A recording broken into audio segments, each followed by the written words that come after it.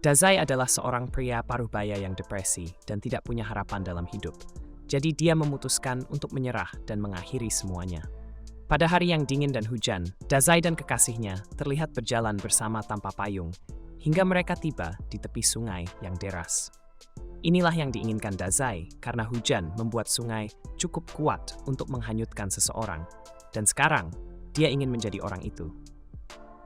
Dia dan Sachan datang ke sini hari ini karena mereka muak dengan dunia ini dan berencana untuk mengakhiri semuanya dengan menenggelamkan diri di Sungai Kun bersama. Dengan cara ini, mereka bisa menepati janji untuk selalu bersama. Jadi sebelum mereka melompat, mereka mengikat lengan mereka bersama sebagai tanda cinta. Namun, meskipun mereka berada di tengah hutan, truk Kun muncul entah dari mana untuk menabrak mereka sebelum mereka melompat ke sungai. Meskipun itu tidak masuk akal. Di momen berikutnya, Dazai bangun di sebuah katedral, dan saat dia bangun, dia sangat bingung dengan segala sesuatu di sekitarnya. Tapi dia hanya mengira ini adalah dunia tempat orang-orang dikirim setelah mereka mati. Tiba-tiba, sebuah suara memanggilnya dan menjelaskan kepada Dazai bahwa dia telah dipanggil ke sini sebagai pahlawan dunia ini. Nama wanita itu adalah Annette. Dan dia mengatakan bahwa tugasnya adalah membimbing mereka yang berakhir di sini. Untuk membuktikan bahwa ini memang dunia lain, dia mengarahkan Dazai untuk melihat keluar jendela, di mana seekor naga dan berbagai makhluk mitologi lainnya terlihat berkeliaran di dunia Zauberberg. Annette memberitahu Dazai bahwa dia ditakdirkan menjadi pahlawan dunia ini dan memulihkan cahaya. Tapi Dazai tidak tampak senang dengan hal itu. Dia hanya menginginkan satu hal, yaitu mati bersama kekasihnya, Sachan. Namun, bukan hanya dia malah berakhir di petualangan fantasi. Sachan bahkan tidak ada di sini bersamanya. Jadi, dia merasa telah melanggar janji untuk mati bersama Sachan. Ya, sudahlah. Itu berarti dia harus mencoba mati lagi.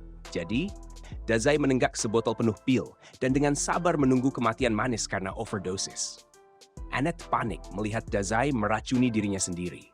Jadi, dia segera mulai menggunakan sihir untuk mendetoksifikasi tubuhnya. Namun, ketika Dazai sadar kembali, dia memintanya berhenti mencoba menyelamatkannya, karena itu sangat merepotkan. Dia tidak mendengarkannya dan meminta Dazai untuk bangkit agar dia bisa menjalankan misinya sebagai penyelamat dunia ini. Namun, Dazai bahkan tidak ingin menyelamatkan dirinya sendiri, apalagi dunia acak yang baru saja dia datangi. Dia tidak pernah meminta untuk berakhir di sini, tapi ini membuat Annette terkejut. Jadi dia bertanya apakah Dazai kebetulan tertabrak truk. Dazai teringat akan pertemuan singkat dengan truk, jadi Annette menjelaskan bahwa dia menyewa truk Kun untuk mengirim orang ke Isekai sebagai bagian dari layanan yang dia tawarkan. Cara kerjanya sederhana. Truk Kun menemukan seseorang yang depresi atau sangat tidak bahagia dengan hidup mereka. Itulah mengapa dia biasanya nongkrong di luar turnamen League of Legends. Tapi setelah dia menabrak targetnya, mereka dikirim ke dunia ini dan mendapat kesempatan kedua untuk hidup bahagia. Dan biasanya mereka merasa lebih baik.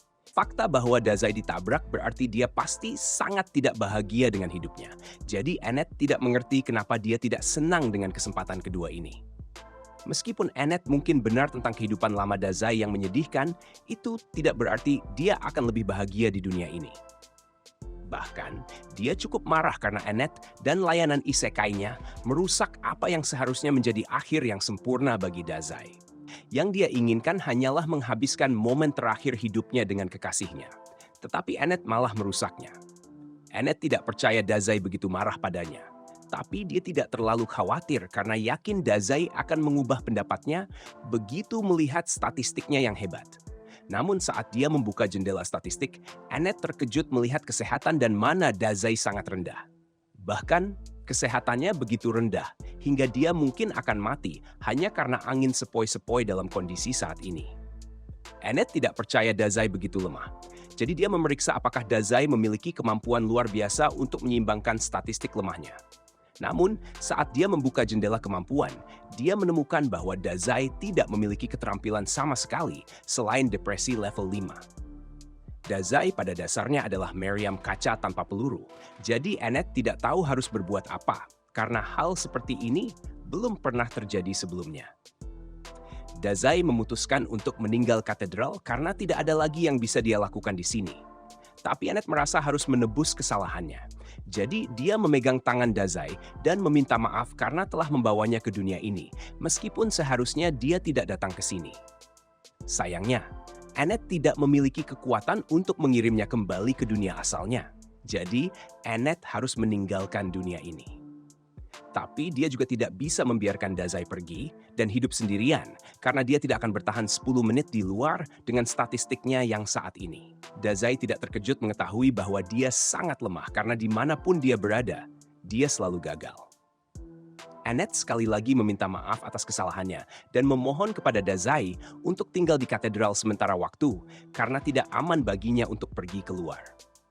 Dengan statistiknya yang sekarang, dia hanya akan berakhir di sambar naga atau sesuatu yang serupa. Jadi menurut Annette, lebih baik dia menunggu sebelum melakukan hal yang berbahaya. Dazai berterima kasih karena Annette mengkhawatirkannya. Tapi dia mengatakan bahwa kekhawatiran itu tidak diperlukan, karena dia hanya mencari tempat untuk mati. Mendengar hal ini, membuat Annette berpikir bahwa Dazai mungkin benar-benar berbeda dari yang lain. Ketika pertama kali mengambil pekerjaan ini, dia sangat bersemangat untuk membimbing para pahlawan yang dipanggil dalam perjalanan mereka.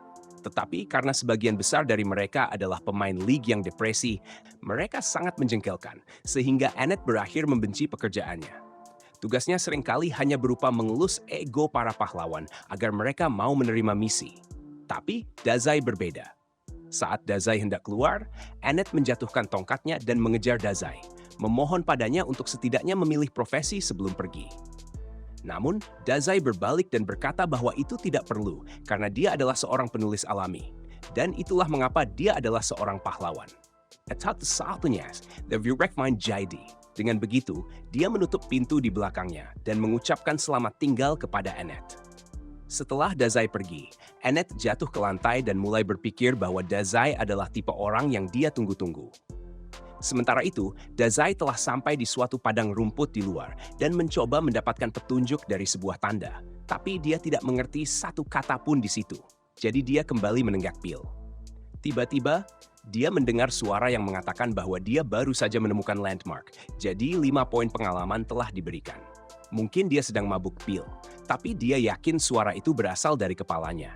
Dan ini benar-benar menyakitkan karena dia menderita migrain. Jadi dia mencoba menghentikannya. Namun, musik perayaan terdengar di kepalanya karena dia telah naik ke level 2 dan migrain yang diakibatkannya membuatnya semakin ingin mati. Saat itu, dia mendengar seorang gadis berteriak minta tolong di dekatnya. Jadi dia berbalik dan melihat gadis itu diserang oleh pohon kematian. Gadis itu melihat Dazai dan memintanya untuk membantu karena dia akan dibunuh oleh pohon itu jika tidak segera lolos. Dan pohon itu tampaknya semakin membelitnya dengan cabang-cabangnya setiap detik.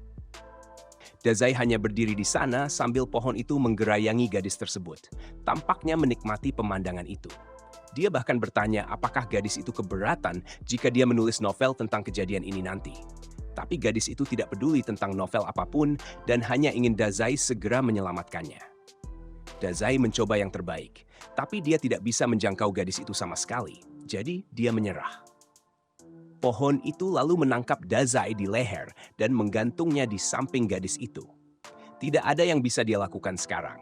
Jadi Dazai hanya memperkenalkan dirinya kepada gadis itu sambil tergantung dan mengatakan bahwa mereka mungkin tidak akan bertahan lebih lama lagi.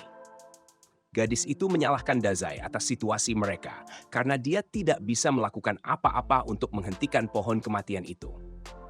Dan sekarang setelah mereka tertangkap, pohon kematian akan menggunakan kemampuan hisapnya untuk menyedot semua nutrisi dari tubuh mereka. Jadi dalam beberapa menit ke depan, mereka dijamin akan mati. Dazai mengatakan dia senang mendengarnya. Tapi ini membuat gadis itu ketakutan karena jenis orang gila apa yang ingin mati dengan cara disedot habis? Saat Dazai mulai merasa lemah, dia tampak seperti hampir pingsan sebelum tiba-tiba terkulai. Gadis itu mulai panik, berpikir bahwa Dazai benar-benar sudah mati. Namun, beberapa saat kemudian, cabang yang mencekik Dazai mulai layu, dan pohon kematian itu akhirnya hancur karenanya. Gadis itu dan Dazai terbebas saat pohon itu hancur. Tapi Dazai kecewa karena sekali lagi gagal mati. Berkat kemenangan yang tidak disengaja ini, Dazai naik level lagi, dan gadis itu bingung dan kagum karena dia percaya bahwa Dazai dengan sengaja membuat pohon kematian mati dengan menyerap racun dalam tubuhnya. Meskipun dia juga merasa aneh bahwa Dazai akan meracuni dirinya sendiri sejak awal. Gadis itu berterima kasih kepada Dazai karena telah menyelamatkannya. Sambil meminta maaf karena telah menyebutnya tidak berguna sebelumnya. Tetapi Dazai tidak merasa telah melakukan sesuatu yang istimewa. Yang berhasil dia lakukan hanyalah gagal mati. Dan dia sama sekali tidak senang dengan itu. Gadis itu tidak mengerti mengapa Dazai depresi, tapi dia ingin berterima kasih dengan tulus karena telah menyelamatkan hidupnya. Tiba-tiba dia punya ide dan mengundang Dazai ke rumahnya agar dia bisa mengungkapkan rasa terima kasihnya dengan benar. Dan Dazai tidak melihat masalah dengan itu. Saat gadis itu mengulurkan tangan dan bertanya apa yang harus dia panggil, Dazai berkata dia bisa memanggilnya Sensei. Namun, saat dia meraih tangan gadis itu, dia teringat pada Sachan. Hal itu membuatnya bertanya-tanya apakah Sachan juga berakhir di dunia ini. Dan jika demikian, maka dia mungkin bisa menemukan dan bersatu kembali dengan kekasihnya. Akhirnya, dia menemukan alasan untuk tetap hidup di dunia ini. Jadi dia akan memastikan untuk menemukan Sachan dimanapun dia berada. Dan ketika itu terjadi, mereka akhirnya bisa mati bersama. Motivasinya mungkin dipertanyakan, tapi setidaknya dia tidak lagi berusaha mati. Meski begitu, dia tidak tahu harus mulai mencari dari mana. Jadi dia kembali ke katedral Annette. Annette sangat gembira bahwa Dazai memutuskan untuk kembali kepadanya, sehingga dia bisa mencoba mendekatinya. Namun, saat gadis kucing muncul di belakang Dazai, Annette membeku karena terkejut karena dia tidak menyangka Dazai akan menemukan seorang wanita begitu cepat setelah keluar untuk pertama kalinya. Dazai mengatakan bahwa dia ingin bertanya sesuatu kepada Annette, jadi Annette bersiap-siap, berpikir bahwa Dazai ingin bertanya tentang dirinya. Tetapi Dazai mengatakan dia ingin mencari seorang gadis bernama Sachan, jadi dia berharap Annette punya informasi tentang itu. Annette kecewa karena Dazai bertanya tentang wanita lain, tapi dia tidak punya petunjuk bagus tentang di mana Sachan mungkin berada. Jadi Dazai kembali ke titik awal. Karena tidak punya tempat lain untuk pergi, dia mengikuti gadis kucing itu ke rumahnya. Gadis itu memberitahu Sensei untuk tetap semangat karena masih ada banyak waktu untuk menemukan Sachan. Namun, karena rumahnya masih cukup jauh, dia menyarankan agar mereka berhenti di kota Kastil Wrath untuk beristirahat sejenak. Dia kemudian memegang tangannya untuk membimbingnya ke sana. Namun, Annette juga ada di sini, entah kenapa. Dan dia tidak akan membiarkan perilaku tidak pantas seperti itu di depan umum. Gadis kucing berteriak kepada Annette karena menampar tangannya hanya karena hal sepele seperti berpegangan tangan. Sambil berteriak, dia mempertanyakan mengapa Annette ada di sini sejak awal. Karena tidak normal bagi seorang pendeta meninggalkan posnya dan mengikuti orang sampai ke sini. Annette sebenarnya tidak ingin menjelaskan dirinya. Tapi dari cara dia memandang Sensei, gadis kucing itu bisa tahu bahwa Annette jatuh cinta padanya. Annette menyangkal memiliki niat tidak murni semacam itu dan mengklaim bahwa dia hanya di sini untuk menjaga orang dari dunia lain yang lemah yang secara tidak sengaja dia panggil. Begitu gadis kucing itu menyadari bahwa Sensei berasal dari dunia lain, dia akhirnya mengerti mengapa Sensei begitu kuat saat menyelamatkannya. Annette tidak percaya apa yang dikatakan gadis kucing karena dia sudah melihat statistik Sensei secara langsung dan tahu bahwa dia adalah seorang yang lemah. Gadis kucing tetap bersikeras bahwa Sensei pasti kuat karena dia bisa mengalahkan pohon kematian dan menyelamatkan nyawanya. Tapi ini berita buruk bagi Annette karena Sensei menyelamatkan nyawa gadis kucing adalah langkah pertama menuju perkembangan romantis. Annette tidak bisa percaya bahwa dia sudah kehilangan kesempatan terhadap gadis kucing. Tetapi sementara mereka terus bertengkar, Sensei menemukan sesuatu yang sangat menarik. Itu adalah sebuah peti mati yang pas untuk ukurannya. Jadi dia masuk ke dalamnya dan mengatakan bahwa dia merasa pusing sejak dia datang ke sini. Jadi dia akan tidur sebentar dan mereka harus membangunkannya ketika mereka sampai di Tao. Setelah itu, dia mengucapkan selamat malam kepada Annette dan gadis kucing. Tetapi gadis kucing marah karena dia masih tidak memanggilnya dengan namanya. Jadi Annette bercanda bahwa Sensei lebih suka gadis kucing karena dia sebenarnya bisa mengingat namanya. Setelah itu, Annette dengan ceria mengikat tali ke peti mati, tempat Sensei tidur, dan mulai menyeretnya pergi. Gadis kucing bertanya apakah Annette seharusnya melakukan semua ini karena dia seharusnya menjadi seorang pendeta di katedral. Tapi, Annette tidak ingin menjadi pendeta di katedral. Jadi dia terus mencoba menarik peti mati sampai akhirnya talinya putus. Saat mereka terus berjalan, gadis kucing merasa lelah harus mengemudikan peti mati. Jadi dia meminta Sensei untuk keluar dan berjalan dengan kedua kakinya sendiri. Namun, tidak ada respon dari Sensei. Jadi dia mulai khawatir jika Sensei mungkin benar-benar telah meninggal. Annette memeriksa status Sensei, dan ternyata Sensei baik-baik saja. Jadi kemungkinan dia hanya sedang tidur. Lagi pula, mereka sudah cukup dekat dengan kastil. Jadi Annette meminta Catgirl untuk bersabar sedikit lagi agar mereka tidak perlu membangunkan Sensei. Sementara itu, di dalam peti mati, Sensei sedang bermimpi dengan damai tentang Sakan tercintanya. Dan tidak peduli di mana dia berada, Sensei akan memastikan dia menemukannya agar mereka bisa mati bersama. Namun, tidak lama kemudian, mereka akhirnya tiba di kota kastil Wrath. Jadi Annette dan Catgirl membuka peti mati untuk mengeluarkan Sensei. Sensei melihat sekeliling kota dan kini benar-benar yakin bahwa dia tidak berada di dunia yang sama lagi. Sebelum melakukan apapun, Annette mengatakan bahwa mereka harus pergi ke kastil dan menghadap raja. Tetapi mereka malah meninggalkan peti mati di tengah jalan. Di kastil, Raja Thomas dan putrinya, Charlotte, senang bertemu dengan mereka. Dan karena mereka pasti kelelahan setelah perjalanan panjang, Raja menawarkan untuk membiarkan mereka semua beristirahat di kamar kastil untuk malam itu. Namun sebelum itu, Raja sangat ingin mendengar beberapa pengalaman menyenangkan dari Sensei. Sensei tidak bisa memikirkan banyak hal menyenangkan untuk dibicarakan. Tetapi, dia cukup menikmati kain lap peti mati di sini. Jadi dia memberitahu Raja bahwa dia akan mengajarinya bagaimana rasanya tidur di dalam peti mati. Dilihat dari konteksnya, itu jelas terdengar seperti ancaman. Tetapi Anna dengan cepat mengalihkan topik dan memuji Charlotte atas kecantikannya. Raja menyebutkan bahwa Charlotte sebenarnya akan segera menikah. Jadi dia meminta sedikit nasihat mengenai para pelamar Charlotte. Thomas memanggil para pria untuk dihadirkan. Jadi kami diperkenalkan dengan pejuang Gomez dan penyanyi pengembara cinta, Otto. Baru-baru ini, karena pengaruh kemarahan Raja Iblis, aktivitas monster meningkat pesat. Namun Thomas sudah terlalu tua untuk menangani masalah ini sendiri. Jadi dia memutuskan bahwa salah satu dari kedua pria ini akan menjadi suami Charlotte dan raja berikutnya dari Wrath. Namun, Charlotte tampaknya tidak setuju dengan ide tersebut karena dia belum memilih seorang suami. Itu sebabnya dia menyerahkan pilihan ini kepada sekelompok orang asing yang baru dikenalnya 10 menit yang lalu. Dia ingin mereka memilih siapa yang lebih cocok untuk menikahi Charlotte antara Gomez dan Otto. Namun saat prompt pilihan muncul, Sensei melakukan hal yang wajar dan mengatakan bahwa dia belum pernah bertemu kedua pria ini seumur hidupnya. Masa depan Charlotte tergantung pada keputusan ini. Jadi Sensei merasa bodoh jika keputusan ini diserahkan kepada sekelompok orang asing seperti ini. Jika ini adalah sesuatu yang dia lakukan tanpa berpikir dua kali, maka dia tidak layak menjadi raja.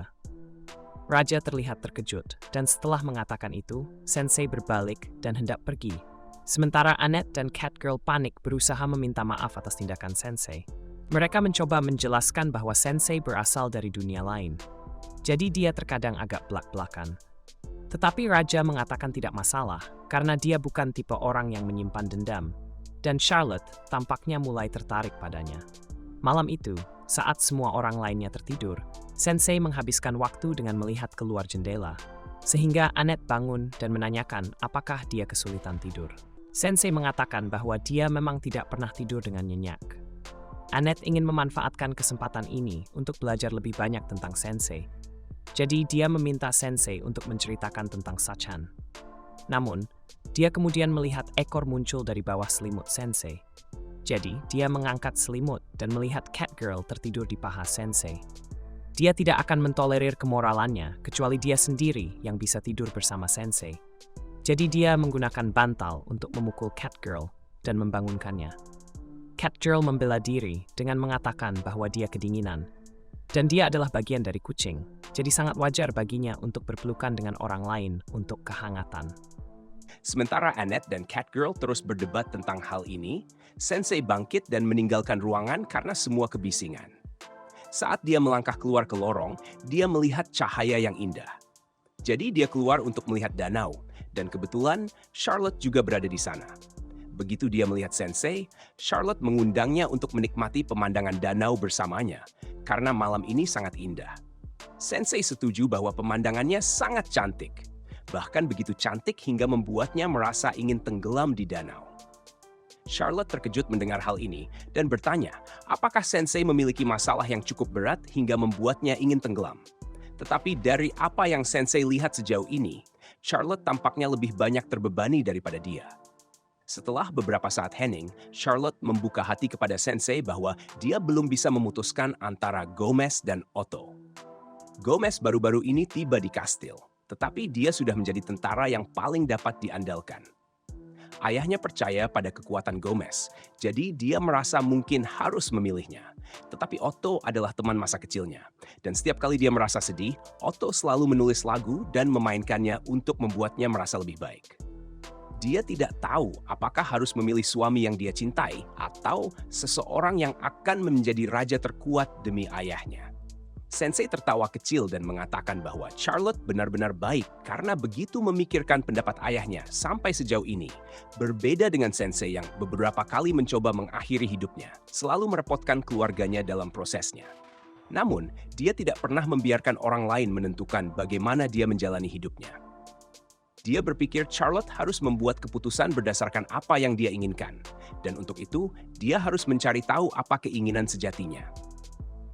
Keesokan harinya, Raja Thomas memanggil Sensei dan yang lainnya ke ruang tahta lagi. Dia meminta maaf atas ketidaknyamanan ini. Tetapi dia memanggil mereka karena Charlotte akhirnya telah memutuskan siapa yang akan dinikahinya. Jadi, dia ingin mereka menjadi saksi keputusan tersebut. Annette berpikir, Charlotte pasti akan menikah dengan Gomez, karena dia kemungkinan akan menempatkan kebutuhan kerajaan di atas kepentingan pribadinya. Sementara Catgirl merasa Otto adalah pasangan yang jauh lebih cocok untuknya. Thomas meminta Charlotte untuk mendekati pria yang telah dia pilih dan mengucapkan sumpahnya kepada pria tersebut. Namun, alih-alih menuju ke Otto atau Gomez, Charlotte meraih tangan Sensei dan mengatakan bahwa dia ingin tenggelam di danau bersama Sensei. Tidak ada yang bisa percaya dengan apa yang baru saja mereka dengar, terutama Annette yang langsung terjatuh ke tanah. Charlotte kemudian menjelaskan alasannya. Setelah berbicara dengan Sensei malam sebelumnya, dia memikirkan siapa yang harus dipilihnya selama waktu yang lama, dan itu membuatnya menyadari sesuatu. Awalnya, dia condong untuk memilih Otto karena dia selalu menyanyikan lagu-lagu untuknya saat dia merasa sedih. Namun dia kini teringat bahwa Otto juga menyanyi bahkan ketika tidak sedih, dan dia juga menyanyikan lagu malam tadi, tanpa pernah mengungkapkan bahwa dia mencintainya. Jadi, mungkin dia hanya ingin menampilkan lagu terbarunya kepada seseorang, dan Charlotte kebetulan ada di sana untuk mendengarkan. Dan Gomez juga tidak cocok karena baunya yang tidak sedap. Raja meminta Charlotte untuk mempertimbangkan kembali dan memilih seorang suami, yang tampaknya aneh mengingat dia telah menyatakan niatnya untuk tenggelam di danau bersama Sensei. Charlotte membalas Thomas dengan tegas, mengatakan bahwa itu adalah ide bodoh untuk memaksanya menikah dengan seseorang tanpa meminta pendapatnya, mengingat dia sebenarnya tidak ingin menikah sama sekali. Pada akhirnya, Thomas tidak pernah berhenti untuk mempertimbangkan perasaannya sama sekali. Tetapi Sensei sebenarnya peduli dengan apa yang dia pikirkan dan menghormati bahwa itu adalah keputusannya untuk dibuat. Sensei kini memahami mengapa Charlotte memilihnya. Tetapi sebelum dia bisa memberikan tanggapan, Gomez melepas helmnya dan mengatakan bahwa dia tidak pernah menyangka identitasnya akan terbongkar karena baunya.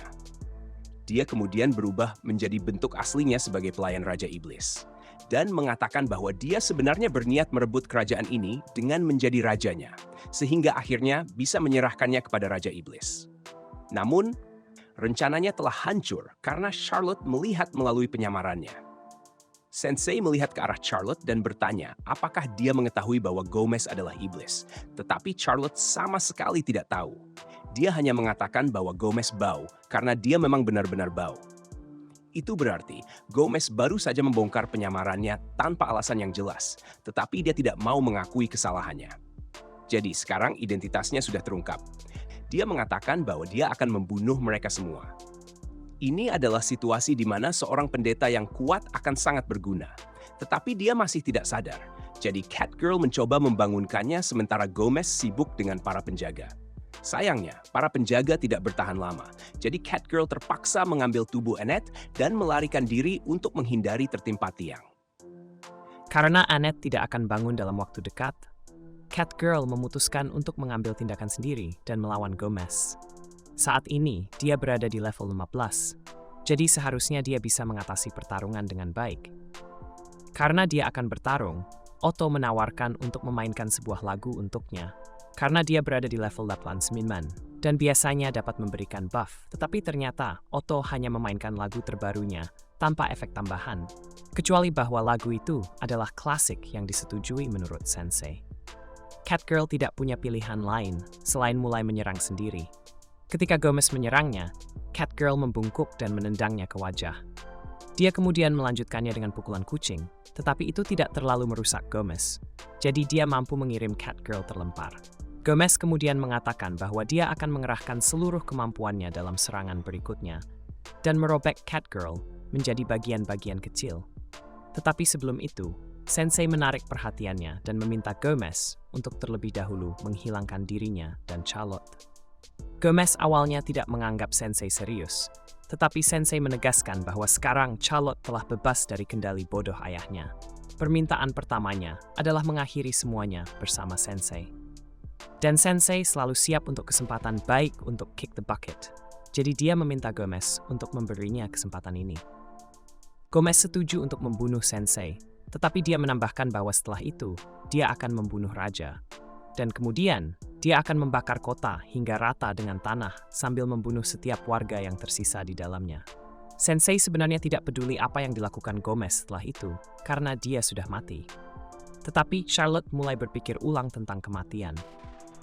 Saat Gomez mulai menyerang, dia mengatakan kepada Sensei bahwa tidak bisa membiarkan dirinya mati begitu saja, karena dia ingin tetap hidup dan melindungi kerajaan. Sensei senang mendengar bahwa Charlotte akhirnya memahami apa yang sebenarnya dia inginkan. Jadi karena dia ingin tetap hidup, Sensei mendorongnya menjauh agar dia sendiri yang akan terkena serangan. Saat Gomez terus menyerang langsung ke arah Sensei, Charlotte mencoba meyakinkan Sensei untuk tidak membiarkan dirinya tertusuk. Tetapi untungnya, pada saat yang sama, Annette baru saja bangun dan menggunakan kekuatannya untuk menciptakan perisai cahaya di depan Sensei, melindunginya dari serangan Gomez. Annette bersumpah tidak akan membiarkan Sensei mati selama dia ada di sampingnya. Jadi, saat Gomez mencoba menembus perisainya, dia akhirnya menghancurkan tanduknya, dan kini Gomez tidak memiliki pertahanan. Catgirl dapat mengalahkan Gomez dengan sebuah pukulan yang mengirimnya terlempar melalui dinding kastil dan masuk ke danau. Baik Catgirl maupun Annette merasa lega karena berhasil selamat. Dan karena Annette sangat membantunya selama pertempuran, Catgirl merasa perlu untuk mengucapkan terima kasih. Annette juga berterima kasih kepada Catgirl atas bantuannya. Dan keduanya tampaknya mulai akur satu sama lain. Otto masih di sini, terus memainkan harpsichordnya tanpa peduli dengan apapun. Charlotte memiliki banyak hal yang harus dipikirkan setelah apa yang baru saja terjadi, tetapi tiba-tiba ayahnya berlari menghampirinya dan mulai memohon maaf karena tidak mempertimbangkan perasaannya sebelumnya. Sensei benar ketika mengatakan bahwa Thomas tidak layak menjadi raja, dan sekarang dia menyadari bahwa dia bahkan tidak layak menjadi ayah Charlotte. Jadi dia dengan tulus meminta Charlotte untuk memaafkannya. Charlotte turun dan memberitahu ayahnya bahwa dia memaafkannya. Dan mulai sekarang, dia ingin banyak berbicara dengannya tentang masa depan kerajaan ini dan diri mereka sendiri. Thomas sangat bahagia bisa berdamai dengan Charlotte, dan Charlotte senang ayahnya akhirnya mengerti dirinya. Tetapi yang dipikirkan Sensei hanyalah bagaimana Annette dan Catgirl merusak kesempatan sempurna untuk mendapatkan game over. Beberapa waktu kemudian, Thomas mengakui bahwa dia tidak layak memerintah sebagai raja. Jadi, dia menyerahkan tahta kepada Charlotte, yang kini melakukan segala daya untuk memastikan kerajaan tetap aman. Dan Otto masih terus membuat lagu karena dia tidak punya hal lain yang lebih baik untuk dilakukan. Sementara itu, Annette dan Catgirl sibuk menyeret peti mati Sensei ke tujuan berikutnya. Dan mereka membicarakan betapa beraninya Charlotte menjadi ratu di usia 16 tahun. Tapi mereka yakin semuanya akan berjalan lancar. Sensei keluar dari peti mati dan mengatakan yang penting adalah Charlotte sudah membuat keputusan untuk dirinya sendiri, dan dia berdiri di atas keputusan itu. sesuatu yang menurut Sensei sangat indah. Setelah mengantar Sensei dalam waktu yang cukup lama, Catgirl bertanya pada Annette apakah mereka bisa istirahat sejenak karena dia sangat lelah. Mereka sudah menempuh jarak yang cukup jauh, jadi Annette pikir tidak masalah jika mereka beristirahat sebentar. Saat mereka berhenti, Sensei membuka peti mati dan bertanya apakah waktunya makan. Annette menawarkan roti, tapi Sensei bilang dia hanya makan tofu rebus, jadi jika tidak ada dia akan kembali tidur. Setelah istirahat, Catgirl bertanya berapa lama lagi sebelum mereka sampai di rumahnya. Dan karena Annette yang membawa peta, dia bilang sepertinya akan butuh beberapa hari lagi sebelum mereka sampai di kota asalnya. Tapi sebelum itu, Annette meminta untuk berhenti di kuil yang putih itu. Catgirl tidak masalah dengan penundaan, tapi dia bertanya mengapa Annette perlu pergi ke sana, membuat Annette mulai menjelaskan masalahnya. Annette bertanya, apakah dia bisa istirahat? Dan dia bisa istirahat, tapi dia tidak masalah dengan penundaan itu, sehingga dia berhenti. Biasanya, orang dari dunia lain tiba di dunia ini melalui salah satu dari 4 kuil dan menuju untuk melawan Dark Lord dari sana. Namun, karena tujuan Sensei adalah menemukan Sachin daripada mengalahkan Dark Lord, Annette ingin menuju ke kuil-kuil itu untuk melihat apakah mereka bisa mengumpulkan informasi tentang keberadaan Sachin. Jika mereka tidak beruntung, mereka mungkin harus melakukan perjalanan melintasi seluruh dunia. Tetapi Annette benar-benar siap meninggalkan semuanya untuk Sensei. Sejujurnya, dia tidak ingin Sensei melawan Dark Lord, meskipun itu adalah tugasnya untuk meyakinkan orang dari dunia lain untuk melakukannya. Dia hanya tidak ingin Sensei terpapar bahaya seperti itu. Jadi Catgirl menukar posisinya karena mencintai Sensei. Annette membantah adanya niat buruk meskipun jelas sekali pada titik ini. Dia mencoba mengklaim bahwa Sensei memberinya nafas segar saat dia mulai menyerah pada pekerjaannya. Jadi dia ingin membalas budi dan membantunya menemukan orang yang dia cari. Itu saja. Catgirl bertanya apakah itu berarti Annette akan baik-baik saja jika dia menemukan bahwa Sakan sebenarnya adalah kekasih Sensei atau sesuatu seperti itu. Meskipun hanya memikirkan kemungkinan Sensei memiliki kekasih saja sudah menyakitkan, dia tetap ingin memastikan sendiri jika ternyata benar. Omong-omong, Catgirl penasaran apakah Annette akan diizinkan masuk ke kuil putih ini, karena dia semacam meninggalkan pekerjaannya untuk perjalanan ini. Annette tidak berpikir itu akan jadi masalah, karena dia berteman baik dengan orang yang bertanggung jawab di kuil putih ini. Dan bukan berarti dia benar-benar meninggalkan posisinya juga, karena dia sudah meminta familiarnya untuk mengirimkan surat pengunduran diri resmi untuknya. Kebetulan, familiar yang sama kini kembali dan sedang menggigit kepala Sensei. Setelah menyembuhkan Sensei, Annette mengeluh bahwa familiarnya selalu menimbulkan masalah untuknya. Dan sekarang saat dia mengatakannya keras-keras, dia sadar mungkin itu ide buruk menyerahkan surat pengunduran dirinya lewat makhluk ini. Kecurigaannya terkonfirmasi ketika familiar itu memuntahkan surat pengunduran dirinya. Jadi sekarang terlihat seolah-olah dia meninggalkan posisinya tanpa pemberitahuan, dan dia menyalahkan familiarnya untuk itu. Melihat familiar yang gagal total dalam tugasnya membuat Sensei tersenyum, karena dia juga merasa gagal. Jadi dia memberi nama Melos, dan Melos langsung menyukai Sensei. Tapi Sensei sebenarnya tidak ingin peliharaan, jadi dia hanya kembali ke dalam peti matinya.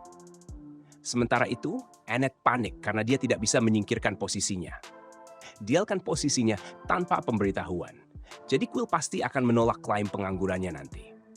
Saat itu, Melos mulai bertindak aneh, dan tak lama kemudian dia melarikan diri. Jadi jelas ada sesuatu yang salah. Tapi mereka baru menyadari apa yang coba diperingatkan Melos ketika seekor naga turun dari puncak gunung. Naga adalah monster terkuat di dunia, jadi Annette tidak tahu harus berbuat apa.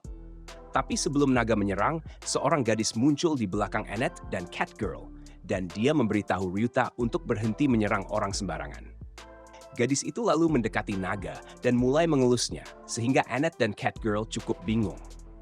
Mereka belum pernah mendengar ada orang yang berhasil menjinakkan naga, jadi mereka bertanya siapa gadis itu.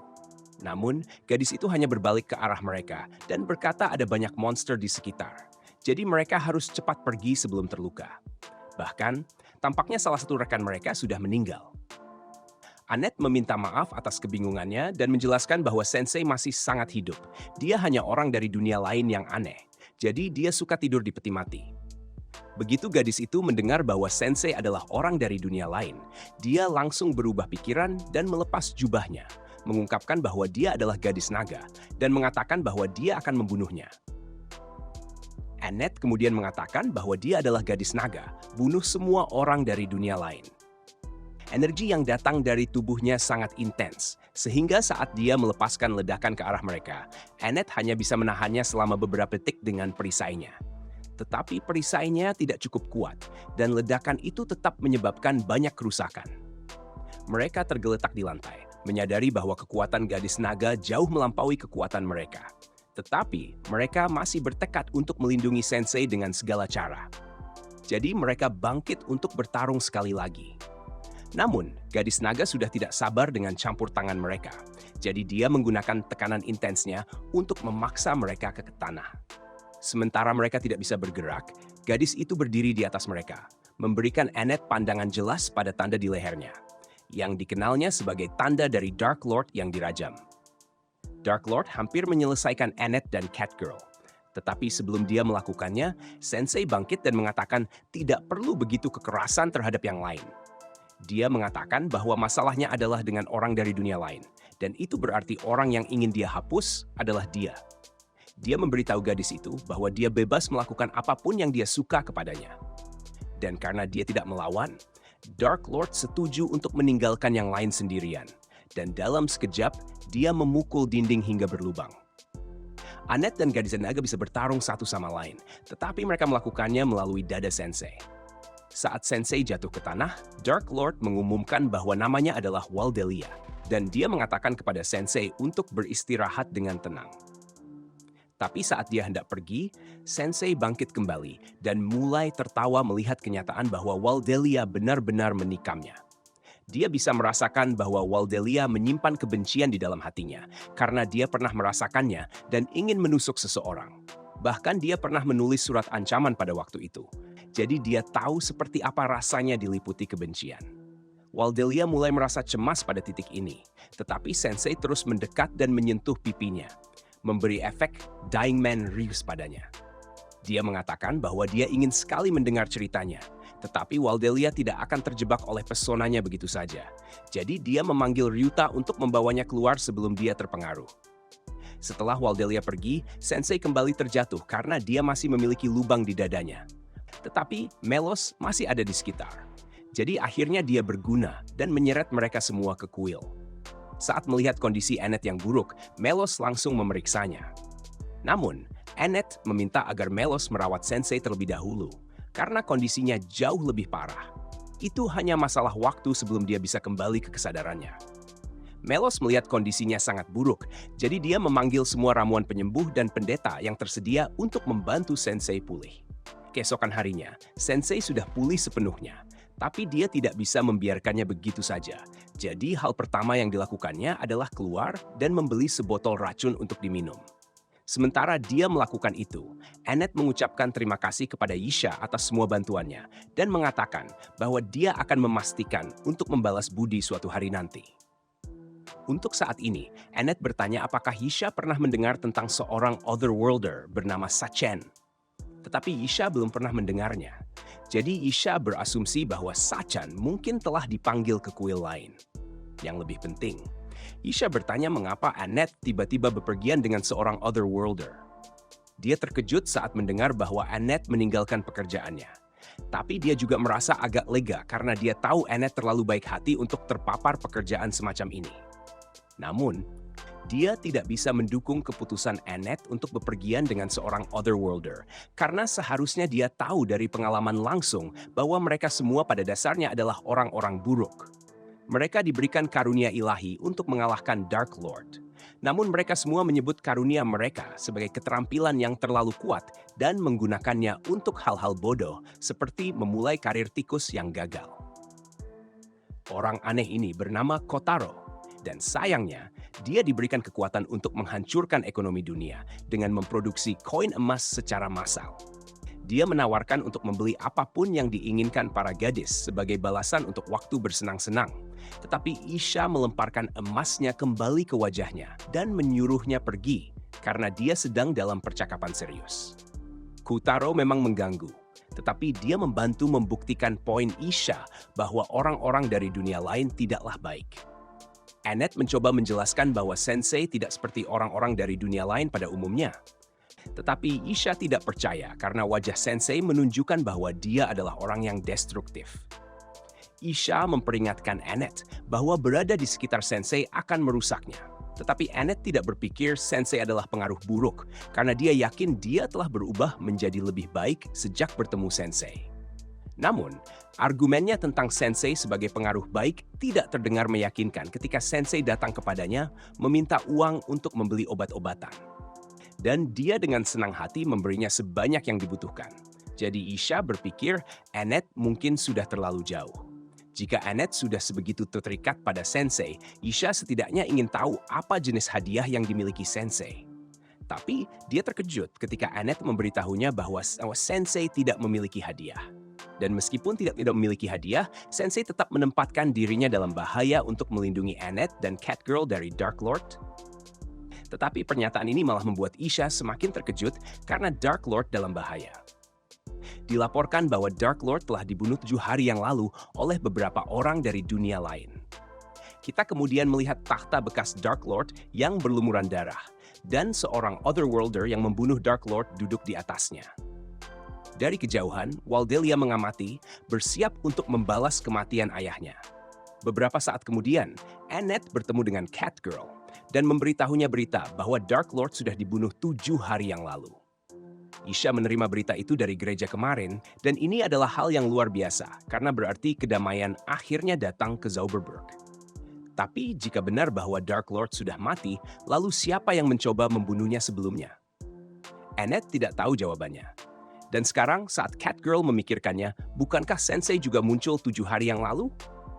Jika Dark Lord sudah dikalahkan pada saat itu, lalu mengapa Sensei masih dipanggil ke dunia ini? Saat itu, Sensei merobek kertasnya dan jatuh ke lantai. Jadi Catgirl bertanya apa yang salah dengannya sekarang. Dia menjelaskan bahwa dia telah mencoba menulis tentang kejadian yang telah terjadi sejak dia tiba di dunia ini. Tetapi dia kesulitan menemukan kata-kata yang tepat. Annette bertanya apakah dia menulis sesuatu tentangnya. Namun, Sensei mengatakan bahwa dia sama sekali tidak menulis tentang Annette. Malah, dia mendapatkan lonjakan kreativitas setelah bertemu Waldelia. Jadi dia ingin merasakan sesuatu yang serupa untuk memicu kreativitasnya.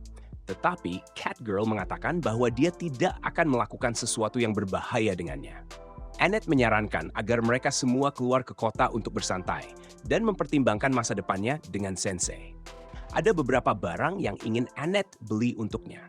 Setelah memasuki kota, Annette membeli set armor berat yang besar untuk Sensei agar dia tidak mati. Dan Sensei sebenarnya tidak keberatan karena perasaan sempitnya mengingatkannya pada peti matinya. Dengan keselamatan Sensei terjamin, Annette dan Catgirl melanjutkan belanja.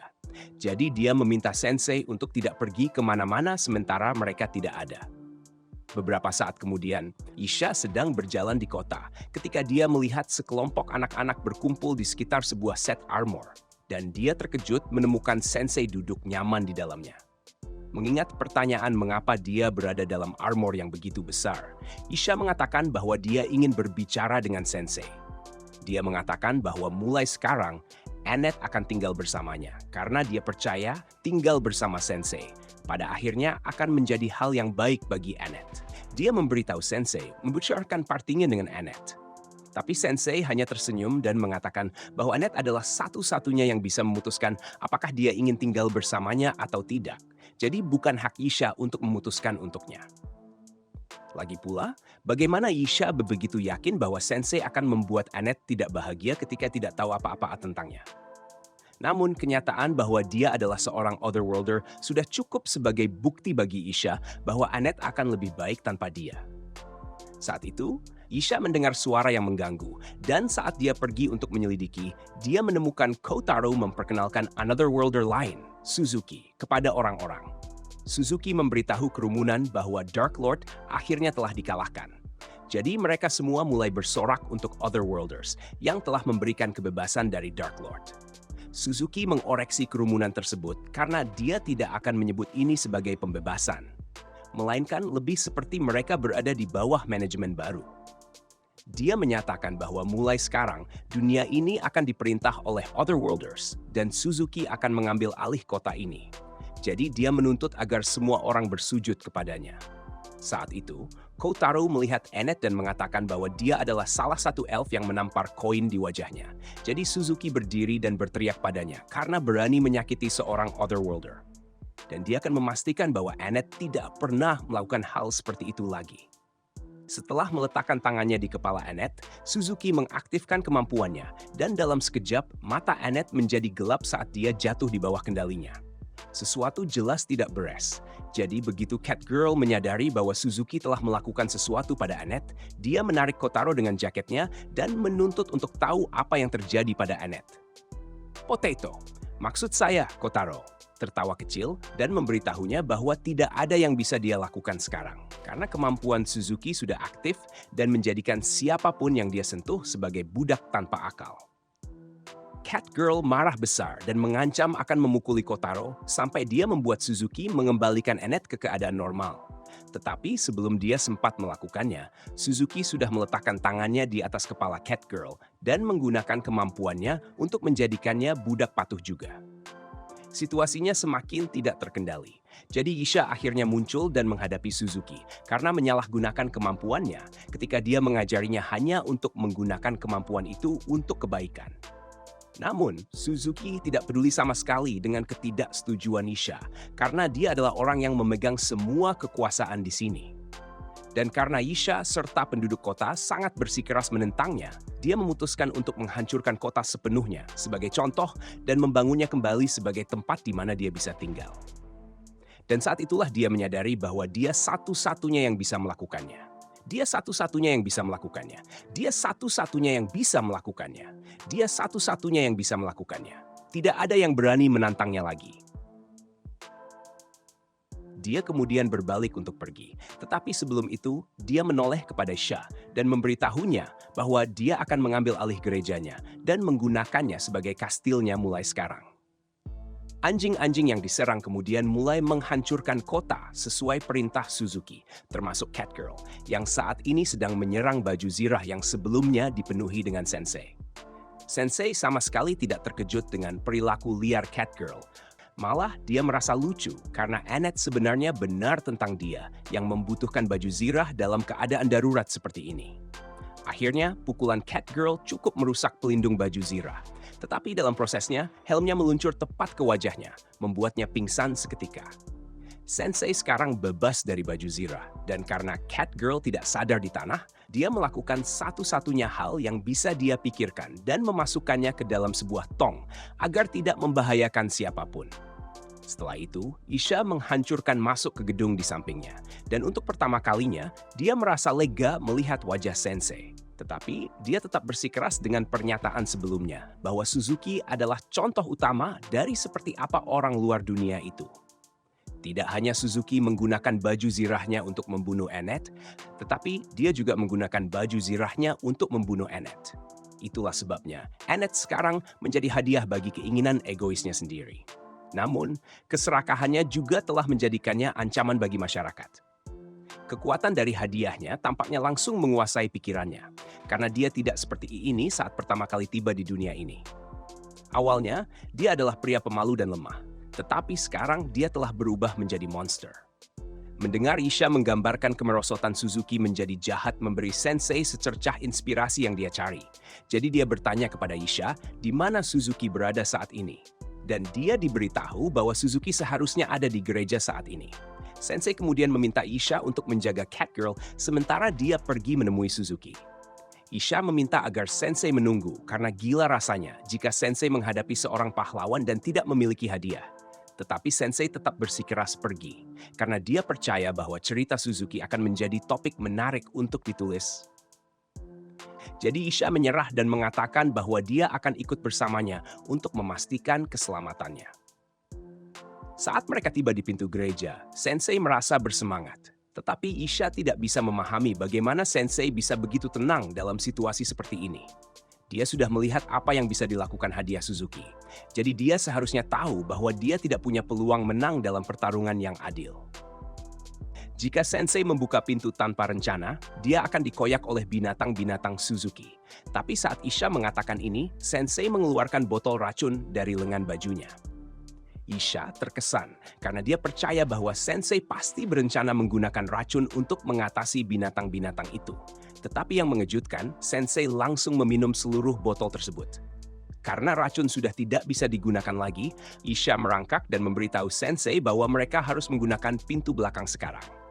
Namun, sekali lagi, Sensei tidak mendengarkannya dan langsung berjalan melalui pintu depan. Sensei menyapa Suzuki dan memberitahunya bahwa dia tertarik untuk menulis novel tentang ceritanya. Jadi, Suzuki berpikir bahwa Sensei adalah penggemar yang ingin mendokumentasikan tindakan heroiknya. Namun, kenyataannya jauh berbeda. Karena Sensei mengatakan bahwa cerita yang ingin dia tulis adalah tentang seorang pecundang yang diberi lebih banyak kekuatan daripada yang pantas dan akhirnya berubah menjadi sampah. Suzuki merasa terhina, jadi dia memerintahkan anjing-anjingnya untuk mengoyak Sensei. Sementara Sensei masih berdiri di sana, Isha merasa harus membela dia. Dia melafalkan mantra yang menembakkan laser ke kepala anjing-anjing itu. Tetapi pada akhirnya, kepala anjing-anjing itu hancur. Namun, Isha masih berdiri di sana dan akhirnya merasa kewalahan. Jadi Suzuki memerintahkan binatang-binatangnya yang tersisa untuk menembakkan bola api ke arah Sensei. Karena Isha tidak mampu melindunginya, tampaknya Sensei benar-benar berada dalam bahaya. Namun, pada detik terakhir, bola api terpantul oleh helm yang melayang dan meluncur kembali ke arah Suzuki. Ternyata Meloslah yang membuat helm itu melayang dan bola api dipantulkan karena baju zirah tersebut mampu menangkis sihir tingkat rendah. Kotaro mulai panik karena jelas bahwa Sensei diberkahi oleh Dewa Plot Armor, tetapi Suzuki menyuruhnya untuk tenang karena dia masih punya satu trik lagi yang pasti akan mengalahkan Sensei. Dia memerintahkan serigala besar untuk menyerang Sensei, tetapi saat serigala itu menggigitnya, tiba-tiba tubuhnya mulai membusuk dan jatuh ke tanah.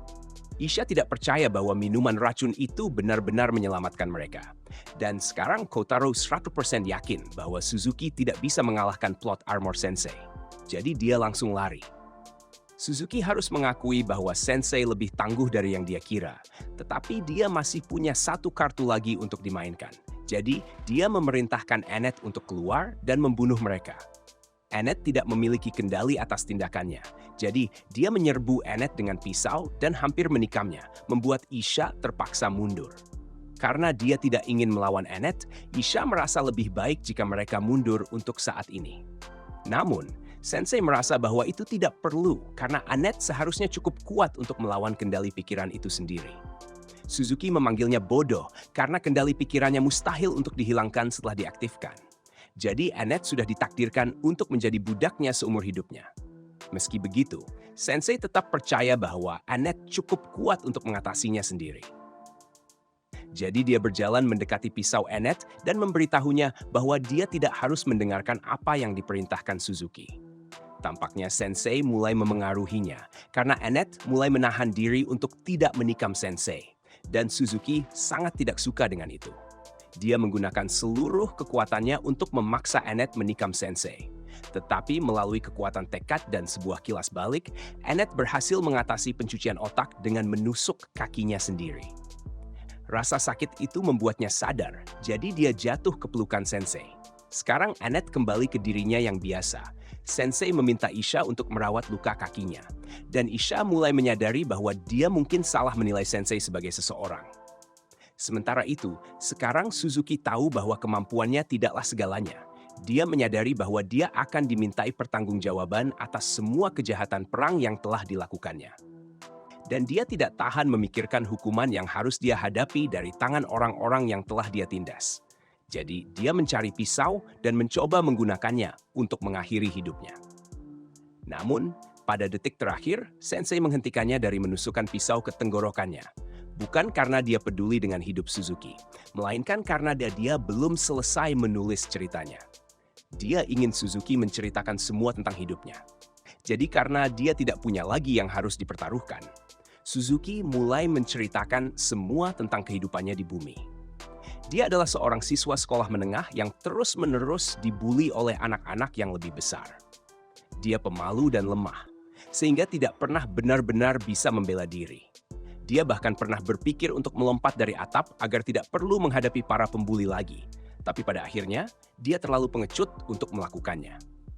Dalam perjalanan pulang hari itu, seorang pria tua yang mabuk menabraknya dan kemudian berteriak seolah-olah itu salah Suzuki. Jadi Suzuki jelas marah, tetapi dia masih tidak memiliki keberanian untuk membela diri. Secara keseluruhan, dia adalah orang yang sengsara, yang membuatnya menjadi target utama Truck-kun. Dan sebelum dia menyadarinya, dia telah dipindahkan ke dunia ini, di mana dia menjadi seorang anak. Adiel seorang yang disambut oleh Yisha sebagai pahlawan yang dipilih untuk melayan Raja Iblis. Dari situ, dia harus berjuang sendiri untuk naik level dan melawan serigala sebelum akhirnya menjadikan mereka sebagai pengikut setianya. Setelah dia memiliki komando atas sekutu yang kuat, dia akhirnya mampu mengalahkan monster-monster yang tangguh.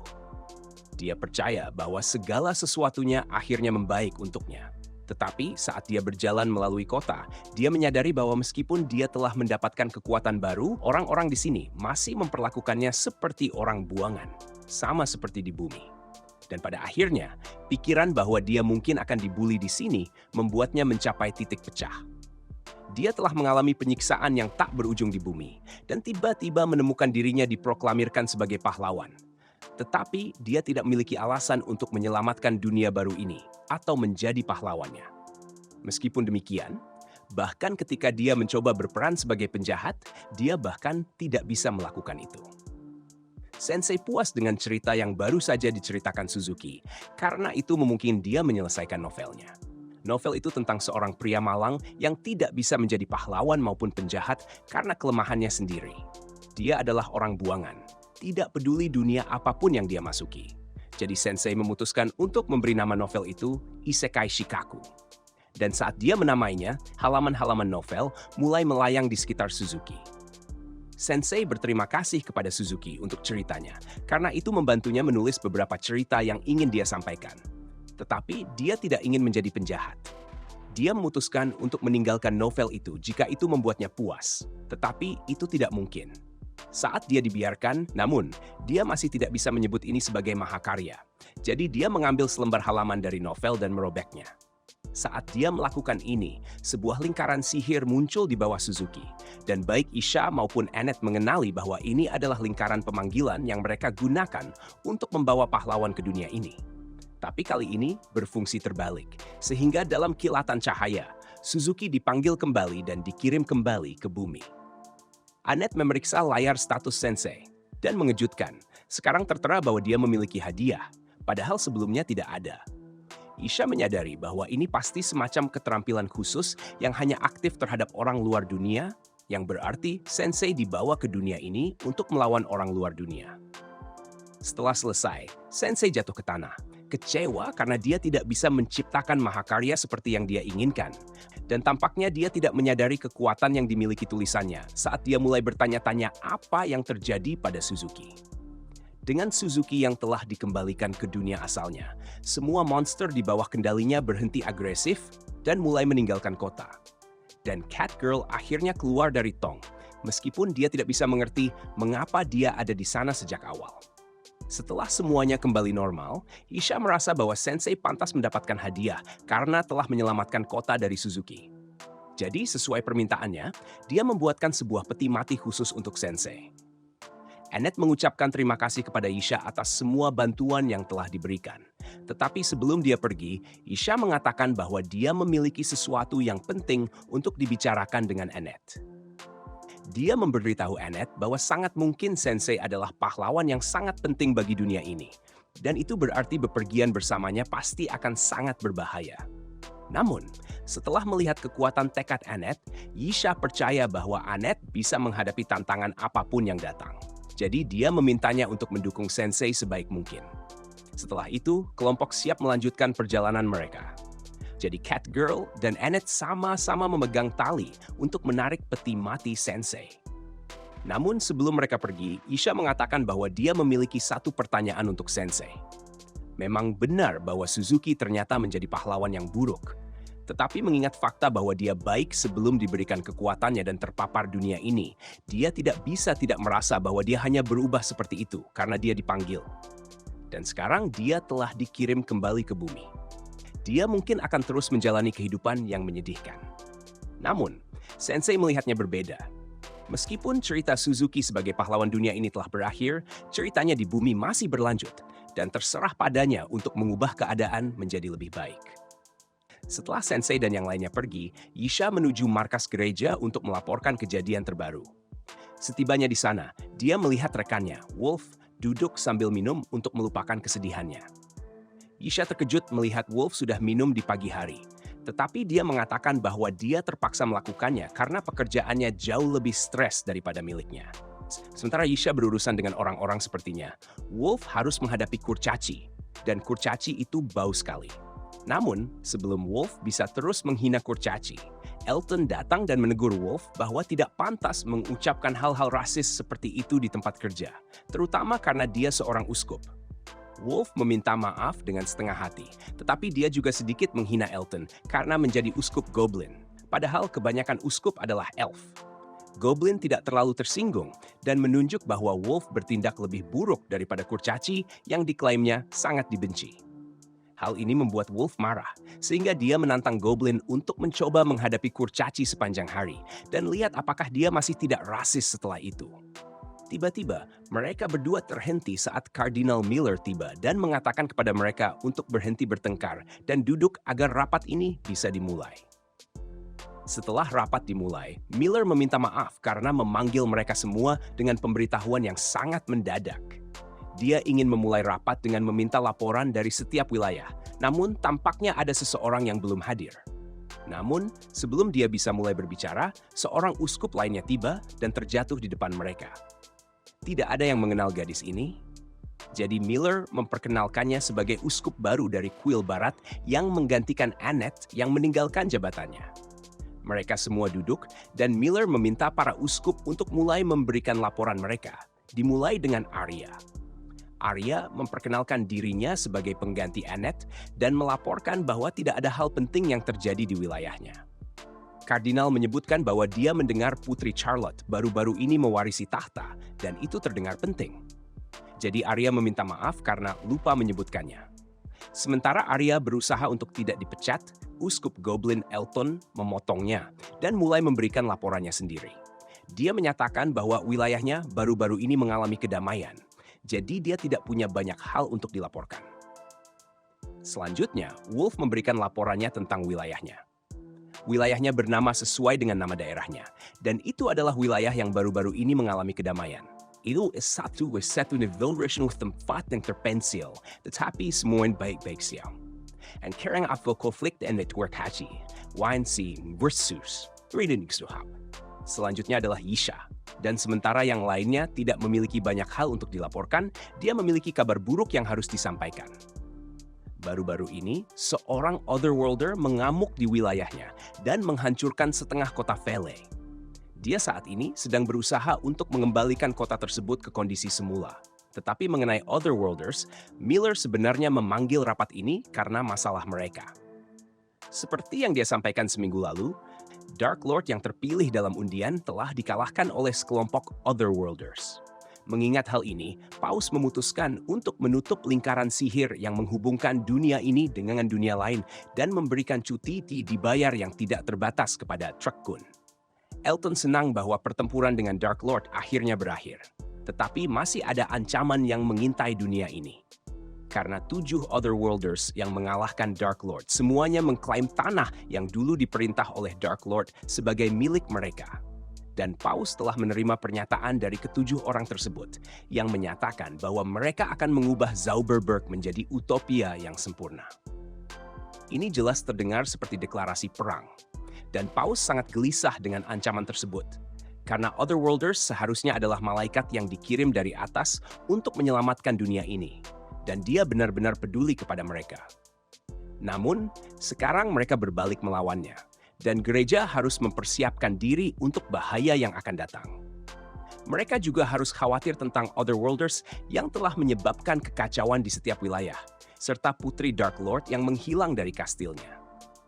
Tidak ada dari mereka yang pernah berpikir hari ini akan datang ketika Otherworlders menjadi musuh gereja, dan jika mereka bekerja sama, Otherworlders bisa menjadi ancaman yang jauh lebih besar daripada Dark Lord. Arya khawatir tentang bagaimana mereka akan melawan orang-orang yang begitu kuat, tetapi Isha memiliki ide tentang bagaimana mereka bisa mengatasinya. Dia memberitahu yang lainnya bahwa ada seorang Otherworlder yang berhasil menggunakan kemampuannya untuk mengirim Otherworlder lainnya kembali ke dunia mereka sendiri. Semua orang terkejut mendengar hal ini.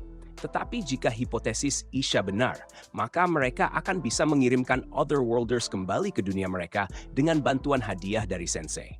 Tiba-tiba, Paus tiba, mengejutkan semua orang di sana, dan dia sangat senang mendengar kabar baik tersebut.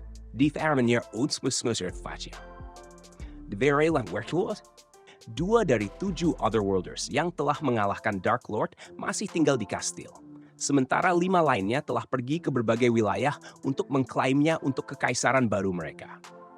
2 yang tertinggal di kastil sangat antusias untuk melihat apa yang akan terjadi pada dunia ini. Kembali bersama Sensei dan yang lainnya, mereka akhirnya berhasil tiba di tujuan mereka. Dan Catgirl sangat senang akhirnya bisa tidur di tempat tidur lagi. Tetapi tiba-tiba, dia menerima notifikasi dari sistemnya bahwa karena semua usaha menarik peti mati, levelnya telah naik menjadi level 11. Meskipun naik level itu menyenangkan, dia tampaknya tidak puas dengan cara terjadinya. Untuk saat ini, Annette berpikir mereka harus mulai dengan mencari penginapan untuk malam ini. Tiba-tiba, sebuah suara memberitahu mereka bahwa ada penginapan yang bagus di jalan. Annette menoleh dan melihat seorang bocah laki-laki duduk di tiang tanda. Dan dia menawarkan untuk memberikan informasi yang akan membantunya menjelajahi kota ini karena dia baru di sini. Bocah tersebut memberitahunya bahwa ada layanan pengiriman pahlawan di kota ini, yang pada dasarnya adalah Otherworlders yang mendampingi kelompok yang kurang percaya diri dengan keterampilan mereka dalam misi, memastikan keamanan mereka dan membuat misi berjalan semulus mungkin. Bocah itu mengatakan bahwa dia sendiri yang memikirkan ide tersebut, tetapi begitu dia menyebutkan Otherworlders, Catgirl langsung teringat apa yang dilakukan Kotaro dan Suzuki. Jadi dia tidak ingin terlibat dengan hal ini. Bocah itu tidak mengerti mengapa Catgirl sangat tidak suka dengan Otherworlders, padahal merekalah yang menyelamatkan dunia ini. Namun, dia bilang jika mereka tertarik, dia bisa memperkenalkan mereka kepada seorang Otherworlder secepatnya. Tentu saja, untuk biaya kecil, dia meminta 40.000 Jinko untuk melakukan perkenalan tersebut. Catgirl mengatakan bahwa mereka tidak mau karena tidak ingin membuang uang sebanyak itu. Namun, Annette lebih dari senang untuk membuang uang sebanyak itu jika itu berarti dia bisa mendapatkan seorang pahlawan kuat untuk menjaga Sensei.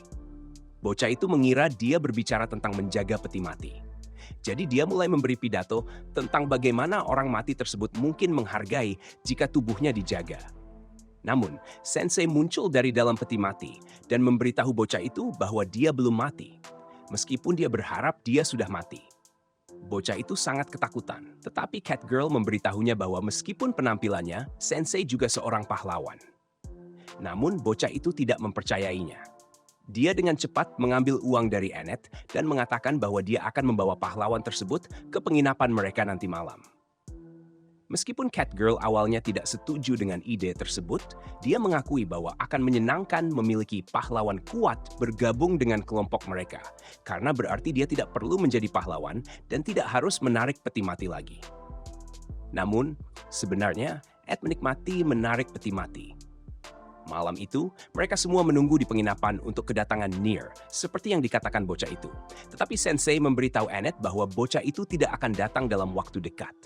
Sederhananya, dia telah ditipu. Mendengar ini, pemilik penginapan bertanya kepada Annette apakah dia menunggu anak bernama Amir. Dan setelah mengonfirmasi, dia memberitahu mereka bahwa Nier terkenal di sini sebagai penipu muda. Dia bahkan belum pernah bertemu pahlawan sebelumnya. Jadi tidak mungkin dia bisa memperkenalkan Annette kepada seorang pahlawan seperti yang dia klaim. Annette sangat terpukul karena baru saja kehilangan $40.000. Jadi Catgirl berusaha menenangkannya. Sensei ingin tahu lebih banyak tentang Nier. Jadi pemilik penginapan menjelaskan bahwa Nier adalah seorang yatim piatu yang muncul di kota suatu hari. Dan sejak saat itu, dia mencari nafkah dengan menipu para pelancong yang tidak curiga. Dia menjadi gangguan bagi kota, tetapi kadang-kadang pemilik penginapan merasa kasihan padanya karena tidak memiliki figur orang tua yang bisa memperbaikinya. Dan dia benar-benar sendirian. Pada saat yang sama, Nier sedang duduk di bawah jembatan sambil menatap pedang tua yang dimilikinya. Namun, tak lama kemudian, ia diculik oleh beberapa orang yang tidak dikenal. Mereka membawanya ke sebuah gudang yang terbengkalai dan mulai memeriksa semua uang yang telah dikumpulkan Nier dari penipuannya. Nier bertanya kepada mereka apa rencana mereka terhadapnya, dan ketiga pria itu menunjukkan niat jahat di mata mereka. Nier mulai mencoba untuk membual agar bisa keluar dari situasi tersebut dengan mengklaim bahwa teman pahlawannya akan membalas dendam jika mereka mencoba mencelakainya. Namun para pria tersebut tidak khawatir karena mereka tahu pasti bahwa Nier belum pernah bertemu dengan seorang pahlawan. Dan sebenarnya mereka sendiri adalah pahlawan. Salah satu dari mereka memiliki hadiah yang memungkinkan dia untuk memanggil sebuah busur silang yang sangat kuat, dan karena Nier telah menggunakan nama pahlawan secara sembarangan untuk menipu orang, pahlawan tua yang lain berniat menghukum Nier dengan sebuah anak panah di kepala. Nier tidak bisa percaya bahwa pahlawan yang selama ini dia kagumi ternyata adalah penjahat, tetapi dia menerima kenyataan itu dan menunggu kematiannya. Namun pada detik terakhir, Sensei muncul dan mendorong tangan Bowman, mengalihkan anak panah ke lutut pria logam tersebut.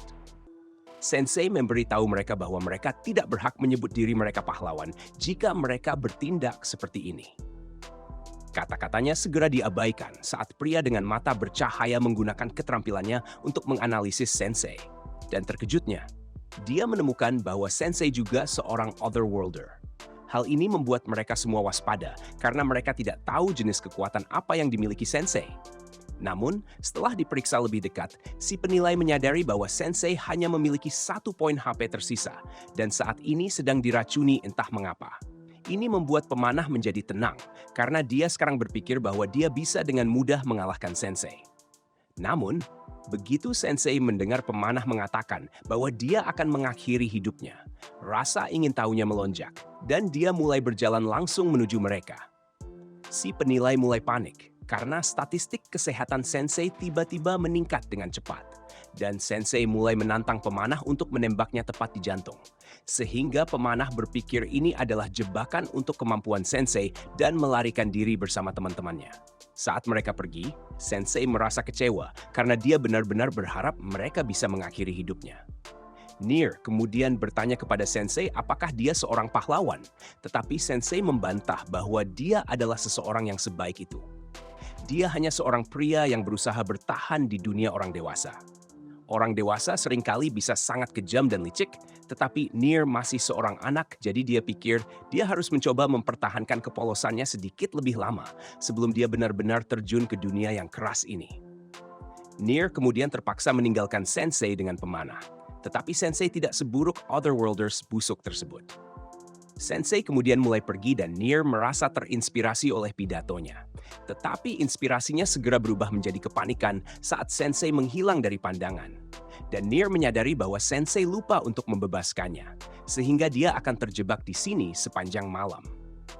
Pagi berikutnya, Sensei dan yang lainnya sedang bersiap untuk meninggalkan kota dan melanjutkan perjalanan mereka. Namun, Catgirl memperhatikan bahwa Sensei tampaknya mengantuk. Jadi dia bertanya apakah Sensei mendapatkan tidur malam yang nyenyak.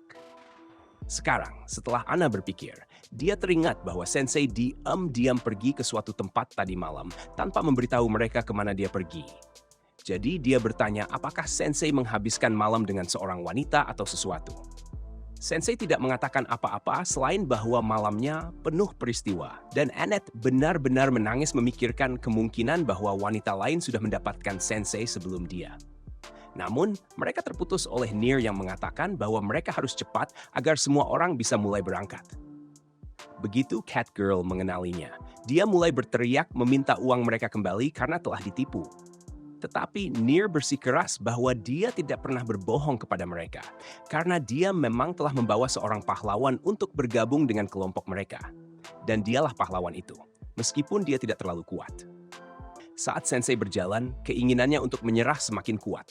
Dorongan itu begitu besar sampai membuat Nier, anak laki-laki itu, ketakutan. Dia berusaha mati-matian memberitahu teman-teman perjalanan mereka bahwa penulisnya sudah hampir menyerah. Mereka paham pesannya, tapi tetap bertindak seolah tidak ada apa-apa, karena mereka sudah kenal baik dengan orang itu. Bahkan Tama memanfaatkan tampilan heroic sensei untuk membuatnya menarik peti mati yang masih hidup. Setelah beberapa waktu, mereka tiba di kampung halaman Tama, Grun. Si gadis kucing sangat senang bisa kembali dan langsung maju berjanji untuk membawa semua orang masuk. Namun, bukannya disambut dengan kembang api seperti yang dia bayangkan, para penjaga setempat malah mengarahkan tombak mereka ke kelompok itu saat melihat Tama dan menjebloskan mereka semua ke dalam penjara.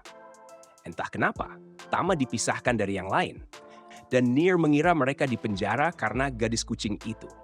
Dia berspekulasi mungkin Tama telah mencuri dari seorang bangsawan, tapi Annette meyakinkan bahwa Tama bukan pencuri.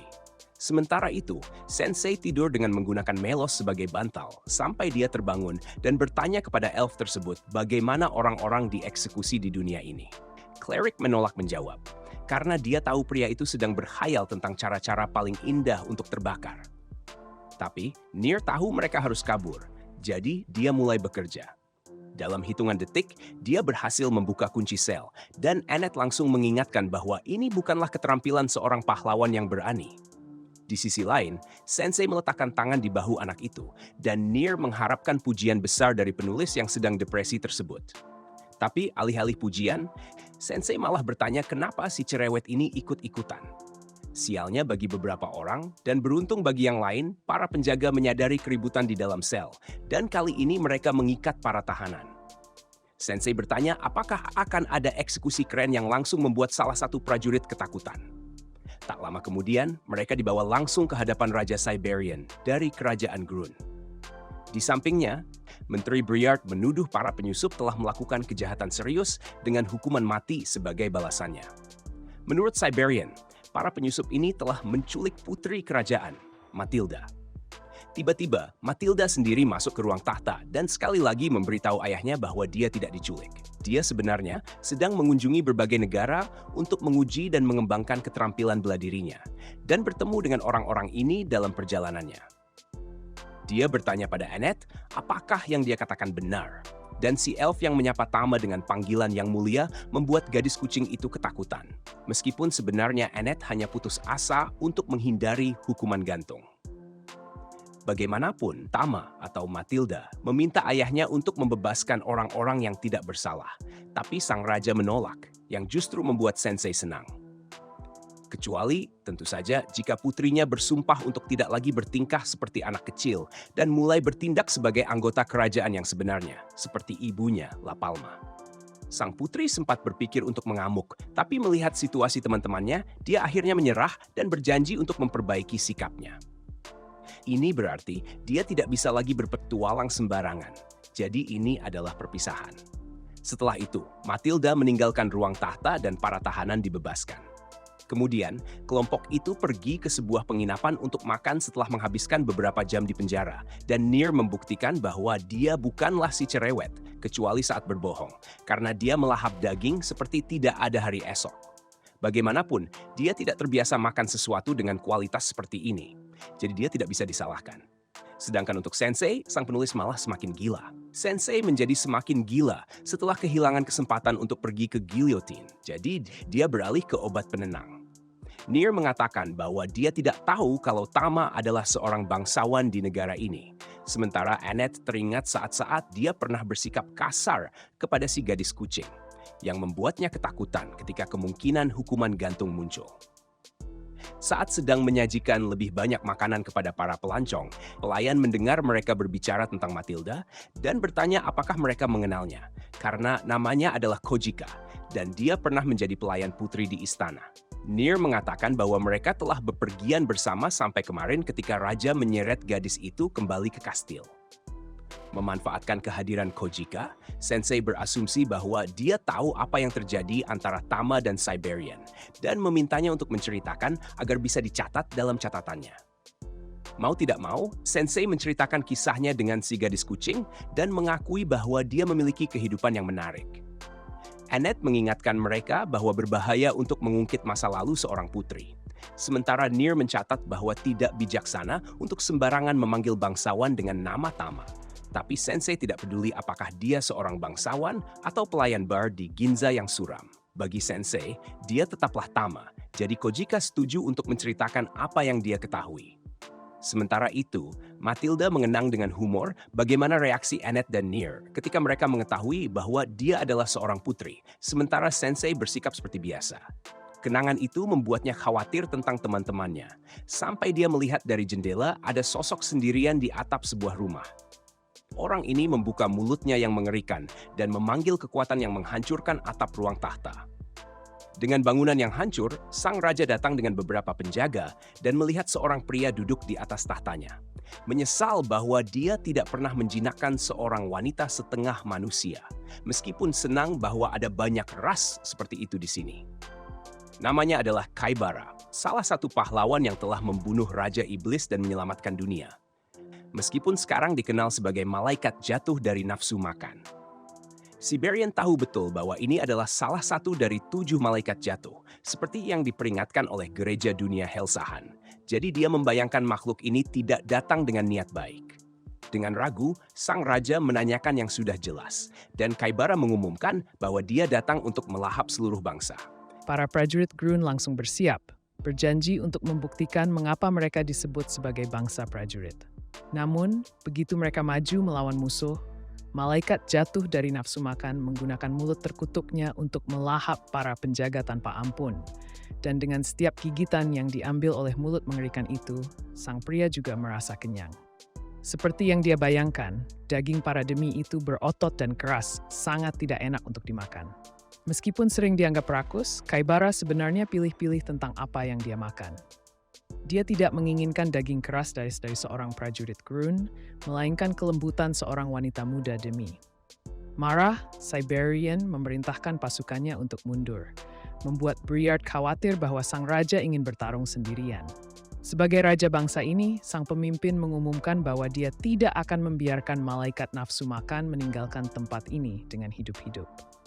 Dengan level 56 dan memiliki kepalan binatang ilahi, Siberian yang dihormati maju menghadapi musuh. Kaibara menganggap konsep raja prajurit ini menarik dan ingin menguji apakah raja ini benar-benar layak dengan gelarnya atau tidak.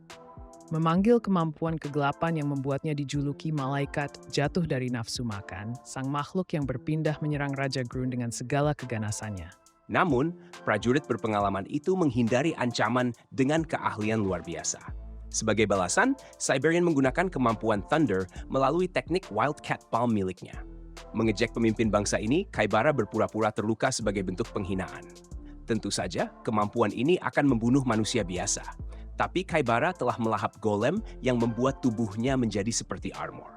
Sebagai respons, Siberian melepas gelangnya dan mengepalkan tinjunya untuk memanggil teknik pamungkasnya.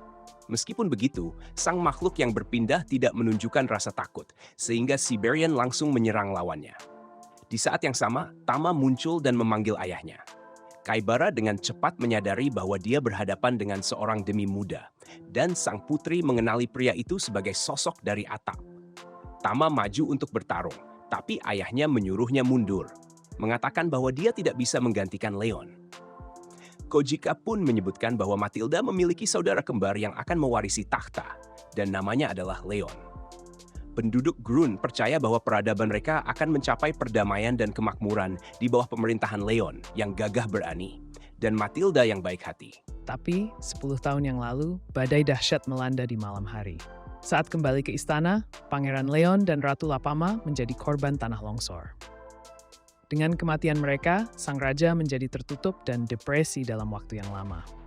Matilda melihat penderitaan ayahnya dan tidak tahu harus berbuat apa sampai akhirnya dia curhat kepada pelayan setianya, Kojika, yang memutuskan untuk menggantikan peran Leon sebagai pewaris prajurit yang selalu diinginkan sang raja. Namun, alih-alih menenangkan pikiran sang raja, keputusan ini justru membawa konflik antara ayah dan anak, dan konsekuensinya masih terasa hingga hari ini. Di tengah pertempuran, Siberian mengklaim bahwa kemampuan Matilda tidak ada gunanya, yang membuat gadis muda itu marah dan menyerang dengan sembarangan. Tanpa ampun, Kaibara meluncurkan mulutnya yang mengerikan ke arah gadis itu. Memaksa Siberian menyelamatkan putrinya dengan mengorbankan sebagian lengannya yang hancur oleh gigi tajam yang saling bertautan. Kaibara mengejek cinta seorang ayah terhadap putrinya, sambil menyesalkan bahwa Siberian tidak lagi bisa menggunakan teknik pamungkasnya tanpa lengan yang baru saja hilang. Malaikat dunia, Kojika, adalah satu-satunya yang bisa menyelamatkan sang putri. Sang malaikat memastikan untuk menekankan bahwa dia baru saja mengunyah anggota tubuh sang raja. Tama yang marah menyerang Kaibara lagi. Tetapi Briard dengan cepat meraih sang putri sebelum dia terbunuh dan melarikan diri bersamanya yang kini tak sadarkan diri. Kebetulan, saat mencapai tengah kota, sang menteri bertemu dengan para pengembara yang membawa pewaris takhta dan memperingatkan mereka bahwa seorang yang berpindah sedang menyerang Grun. Pada saat itu, sebuah ledakan terjadi, mengingatkan seluruh penduduk. Ketika semua orang melihat ke arah ledakan, debu mulai mengendap, memperlihatkan Raja Siberian yang terbelenggu dan berlutut di hadapan semua orang. Kaibara memperkenalkan dirinya sebagai raja baru di tanah ini dan mengumumkan bahwa dia tidak akan menjadi penguasa yang menindas, namun dia perlu memenuhi keinginannya untuk melahap daging demi yang tinggal di sini, terutama yang lemah. Seorang rakyat jelata melemparkan batu ke arah sang yang berpindah, tetapi dia menelan demi tersebut tanpa ampun, menyebabkan kepanikan di antara penduduk. Di sekitar kota, monster-monster menghalangi penduduk yang mencoba melarikan diri, sementara Sensei menulis kisahnya di buku catatannya. Tak lama kemudian, dia menggenggam tangan Tama dan menyadari bahwa dia adalah pahlawan dari sebuah tragedi. Namun, pahlawan yang ia cari tak akan pernah menerima tragedinya dengan pasrah begitu saja. Sehingga sang putri perlu bangun dan menunjukkan kelanjutan kisahnya. Dalam keadaan tak sadar, Matilda bermimpi tentang nasihat yang pernah ia terima dari Kojika, lalu terbangun di rumah teman lamanya ini dan panik saat mengetahui apa yang terjadi saat dia pingsan. Briard menjelaskan bahwa malaikat jatuh telah mengambil alih ibu kota dan menyandera ayahnya, membuatnya kembali marah dan kali ini mencegah sang menteri untuk mencoba mengendalikannya. Annette menyebutkan tragedi di Celah Klolon yang merenggut nyawa saudara dan ibu Tama. Menurutnya, tidak ada satupun warga yang tidak meneteskan air mata atas tragedi ini, membuktikan bahwa rakyat mencintai keluarga kerajaan di negeri ini.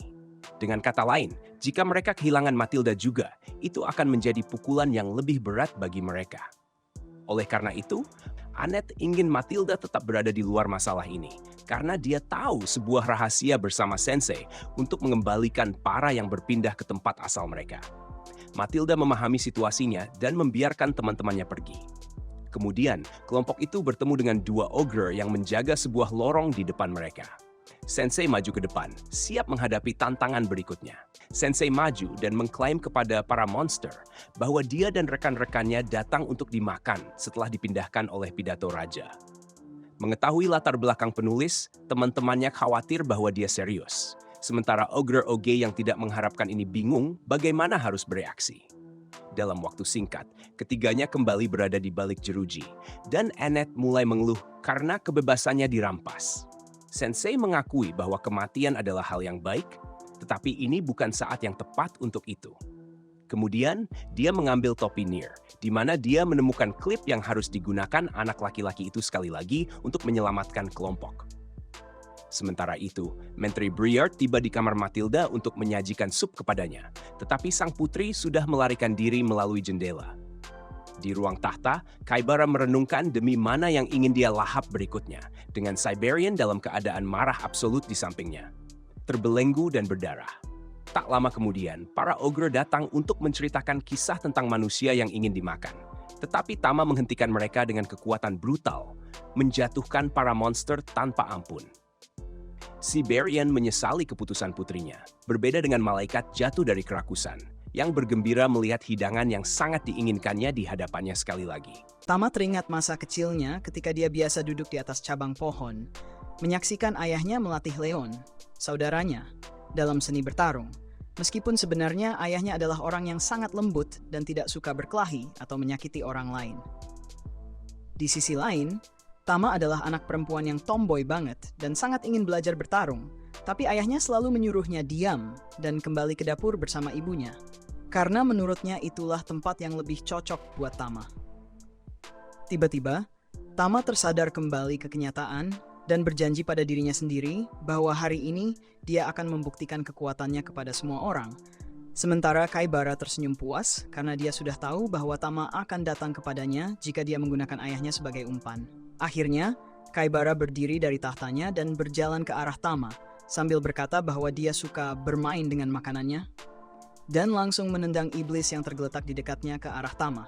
Tama nyaris menghindarinya, terkejut dengan kekuatan Kaibara. Kaibara tertawa mengejek Tama, mengklaim bahwa dia harus mengerti kalau gaya bertarungnya itu sampah, dan dia tidak akan pernah bisa mengalahkannya.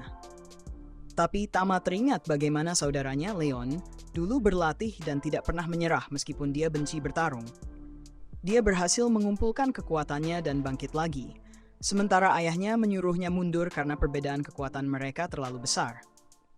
Namun Kaibara justru semakin senang melihat ini, karena membuatnya semakin bersemangat untuk mencicipi daging Tama. Dia lalu teringat masa lalunya di dunia lama, di mana dia adalah anak super kaya dengan orang tua yang selalu membelikannya apapun yang dia inginkan. Dia biasanya bertingkah seperti anak manja sepanjang hari dengan hidangan bintang 5 selalu tersedia di mejanya. Tapi semua itu membuatnya merasa hampa dan menjadikannya seorang sosiopat sejati. Dia ingin merasakan sesuatu dalam hidupnya, jadi suatu hari, dia menyerang salah satu pelayan dengan garpu tanpa alasan dan harus dihentikan oleh para pengawalnya. Karena orang tuanya sangat kaya, dia lolos tanpa hukuman dan terus menjalani hidup kosongnya. Berkeliaran di kota hanya memakai celana renang dan memukuli para tunawisma tanpa alasan. Karena dia pikir mereka seharusnya membangun rumah jika mereka tidak punya tempat tinggal. Untungnya, dunia berhasil menyingkirkan psikopat ini berkat Truck Kun yang mengirimnya ke dunia ini. Tapi di sini pun dia tetap jadi psikopat total. Kaibara tertawa terbahak-bahak, mengklaim bahwa dia akan memakan seluruh kerajaan ini sampai tidak ada lagi yang tersisa untuk dimakan. Lalu dia menyerang Tama. Namun tiba-tiba rahangnya berhenti saat Sensei muncul di depan Tama. Kaibara bingung siapa pria aneh ini. Sementara Sensei mengatakan bahwa cerita hidup Kaibara lebih buruk daripada Riverdale, yang itu sendiri sudah pernyataan yang cukup tajam. Tentu saja, ini membuat Kaibara marah besar. Dia mencoba menyerang Sensei dengan rahangnya, tapi entah kenapa rahangnya tidak bisa bergerak. Kaibara heran kenapa instingnya memberitahu untuk menghindari pria ini. Lalu Annette dan Nier muncul di belakangnya, mengatakan bahwa Sensei ada di sini untuk memberikan hukuman ilahi kepada Kaibara, dan meminta Sensei menulis cerita tentang Kaibara dan mengirimnya kembali ke dunia asalnya. Namun Sensei yang total chat menolak, dengan mengatakan bahwa cerita hidup Kaibara sangat menyedihkan, dan dia tidak mau menulis apapun tentang orang tak berkarakter ini. Kaibara benar-benar marah dan menggunakan serangan petirnya untuk meledakkan semua orang, sambil mengklaim bahwa dia akan membunuh mereka semua sebelum memakan sang putri.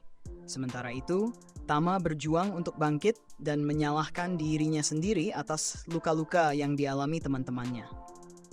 Tapi Sensei sepertinya tidak terlalu peduli dan malah menyerahkan beberapa halaman kepada Tama, sambil mengatakan bahwa dia telah mendedikasikan cerita ini untuknya. Tama mengambil buku itu dan membuka halamannya. Tiba-tiba halaman-halaman tersebut mulai bersinar dan melayang keluar dari buku, berputar-putar di sekelilingnya. Kaibara kembali menggunakan petirnya untuk menyerang Nier. Tapi Annette berhasil menahannya dengan perisainya sambil bertanya-tanya, apakah kemampuan Sensei juga bisa bekerja pada orang biasa. Sensei lalu berkata kepada Tama bahwa dia terkesan dengan ketangguhan dan kebaikannya ketika dia memutuskan untuk mengorbankan diri demi kebahagiaan teman-temannya. Sensei mengungkapkan bahwa Tama sebenarnya hanya ingin membantu ayahnya untuk bisa move on dari kematian kakaknya.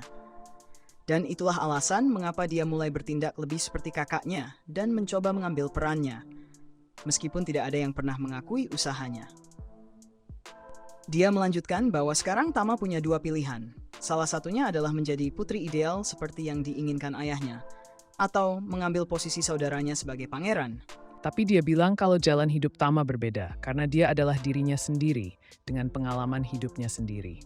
Dia bilang ke Tama untuk hidup sesuai keinginannya, dan kata-kata ini langsung menghancurkan semua belenggu yang menahannya. Untuk pertama kalinya, Tama benar-benar merasa bebas. Cahaya emas terang mulai keluar dari tubuhnya saat lambang binatang ilahi muncul di tangannya, mengisi dirinya dengan energi. Dia bangkit lagi sementara Kaibara berbalik dan berkomentar kalau ini adalah manga atau anime, dia pasti sudah mengalahkannya dan menikmati akhir yang bahagia. Tapi karena ini kehidupan nyata, semua itu nggak akan terjadi, dan dia serta teman-temannya akan tetap mati di depan matanya, sementara dia akan dimakan hidup-hidup di depan ayahnya.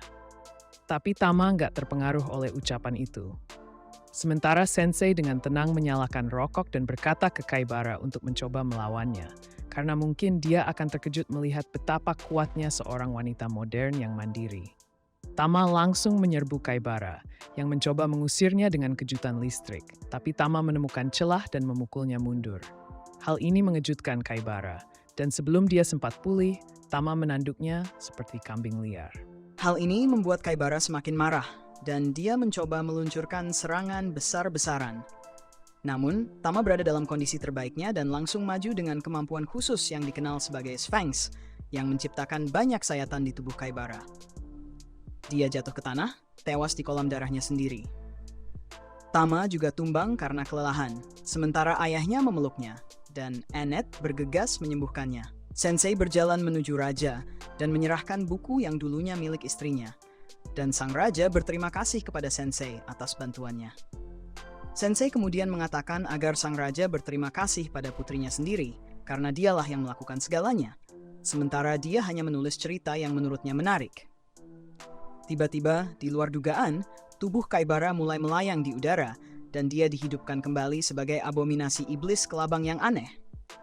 Bahkan Kaibara sendiri terkejut dengan hal ini. Tapi dia ingat bahwa dia pernah memakan daging Raja Iblis sebelumnya saat mereka membunuhnya. Dan karena itulah sekarang dia menjadi iblis, bahkan lebih kuat dari sebelumnya. Raja bertanya-tanya apakah ini adalah akhir bagi mereka, karena bahkan Tama sudah tidak dalam kondisi untuk bertarung lagi. Tetapi sebelum Kaibara bisa menyerang, kepala Kaibara tiba-tiba ditebas oleh putri Raja Iblis sebelumnya, yang bernama Waldelia. Semua orang terkejut melihatnya muncul di sini. Sementara Raja bertanya-tanya apa yang sebenarnya terjadi hari ini. Tapi Waldelia tidak peduli dengan mereka dan langsung berjalan menuju Kaibara, yang mengenalinya dan mulai mengejeknya dengan mengatakan bahwa ayahnya sangat lezat. Hal ini membuat Waldelia marah besar, dan dia menggunakan sinar sihir hitam yang menghancurkan kepala Kaibara dan setengah atap membunuhnya seketika. Tama dan yang lainnya segera bersiap, mengira akan diserang. Sementara Sensei muncul di belakang Waldelia tanpa rasa takut dan bertanya apakah dia merasa lebih baik setelah ini. Waldelia terkejut melihat Sensei karena dia mengira Sensei sudah mati setelah serangan terakhirnya, tetapi dia memutuskan untuk mundur untuk saat ini dan melompat kembali ke atas naganya sambil berjanji untuk membunuhnya saat mereka bertemu lagi. Malam pun akhirnya berakhir. Dan beberapa minggu kemudian, Sensei dan timnya memutuskan untuk meninggalkan kerajaan binatang untuk melanjutkan perjalanan mereka. Namun sayangnya bagi mereka, Tama memutuskan untuk tetap tinggal untuk membantu ayahnya. Di dalam istana, sang raja menyadari bahwa hidup sebagai seorang putri bukanlah takdir Tama. Karena sebagai seorang tomboy, dia tidak bisa diam dan selalu mencari petualangan di mana-mana. Maka raja memutuskan untuk membebaskannya dan mengizinkan Tama untuk bergabung kembali dengan teman-temannya dalam petualangan mereka.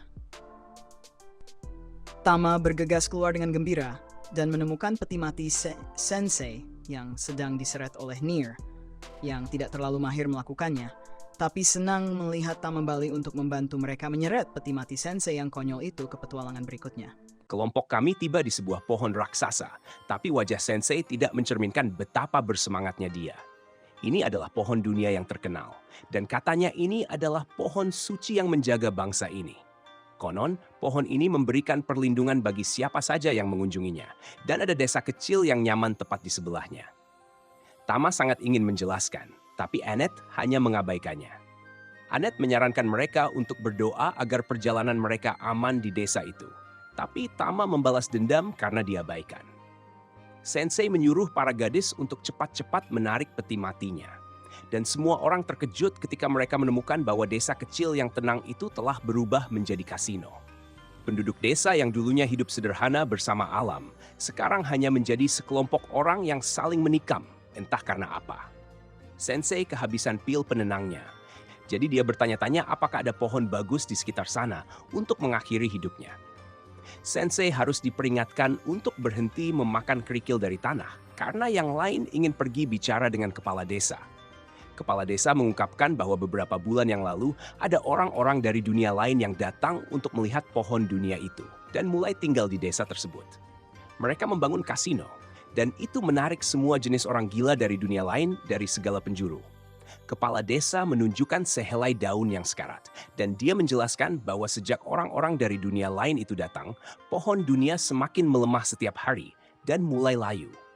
Pohon itu jelas merasa sedih dengan kedatangan orang-orang dunia lain. Jadi kepala desa meminta bantuan pahlawan kita. Sensei juga punya permintaan. Jadi dia bertanya kepada kepala desa, apakah dia bisa mengisi wadahnya dengan pil penenang. Tepat saat itu, seorang pria yang mendengar percakapan mereka menyatakan bahwa dia akan menyelamatkan pohon tersebut. Dia adalah orang dunia lain bernama Yamada. Jadi para pahlawan kita mengira dia sedang mencari masalah. Yamada meyakinkan mereka bahwa dia berbeda dari orang-orang dunia lain-lainnya karena dia benar-benar ingin membawa perdamaian ke dunia. Annette ingin membantu Yamada menyelamatkan pohon dunia, tapi dia menyadari bahwa Sensei sudah lama menghilang. Sensei merasa tubuhnya ringan dan dia menyadari bahwa posturnya membaik. Pikiran dan tubuhnya juga benar-benar sehat sekarang. Tapi dia benci itu. Dia melihat sebuah gua dengan asap keluar dari dalamnya. Jadi dia memprediksi ada banyak hal tidak bermoral terjadi di sana. Sensei buru-buru ke gua itu dan ternyata benar. Tempat itu penuh dengan hal-hal tidak sehat dan korup. Sensei bertanya apakah dia bisa bergabung dengan mereka. Tetapi seorang gadis muncul, menawarkan untuk membawanya ke tempat yang lebih menyenangkan. Tempat itu ternyata adalah bar, dan gadis itu berpikir Sensei sudah terlalu banyak minum. Tapi Sensei berkata hidupnya sangat menyedihkan, jadi dia mencoba minum sampai dia tidak hidup lagi. Gadis itu menjelaskan bahwa gua itu adalah tempat orang-orang yang kecanduan daun penghilang rasa sakit dari pohon dunia pergi. Sensei mengatakan dia tidak bisa tidur saat memikirkan tubuhnya menjadi sehat. Jadi gadis itu menawarkan untuk membantunya tertidur. Dia bilang dia bisa melakukan itu jika Sensei hanya melihatnya menari. Tapi Sensei tidak percaya. Gadis itu menyuruhnya untuk melihat saja, jadi dia melakukannya. Tarian pun dimulai, dan Sensei memperhatikannya dengan seksama.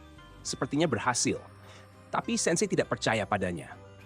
Dan Sensei menyebut malam itu sebagai malam yang menyenangkan. Di tempat lain, Annette membuat suara tangisan yang mengerikan saat dia bertanya-tanya kemana perginya Sensei.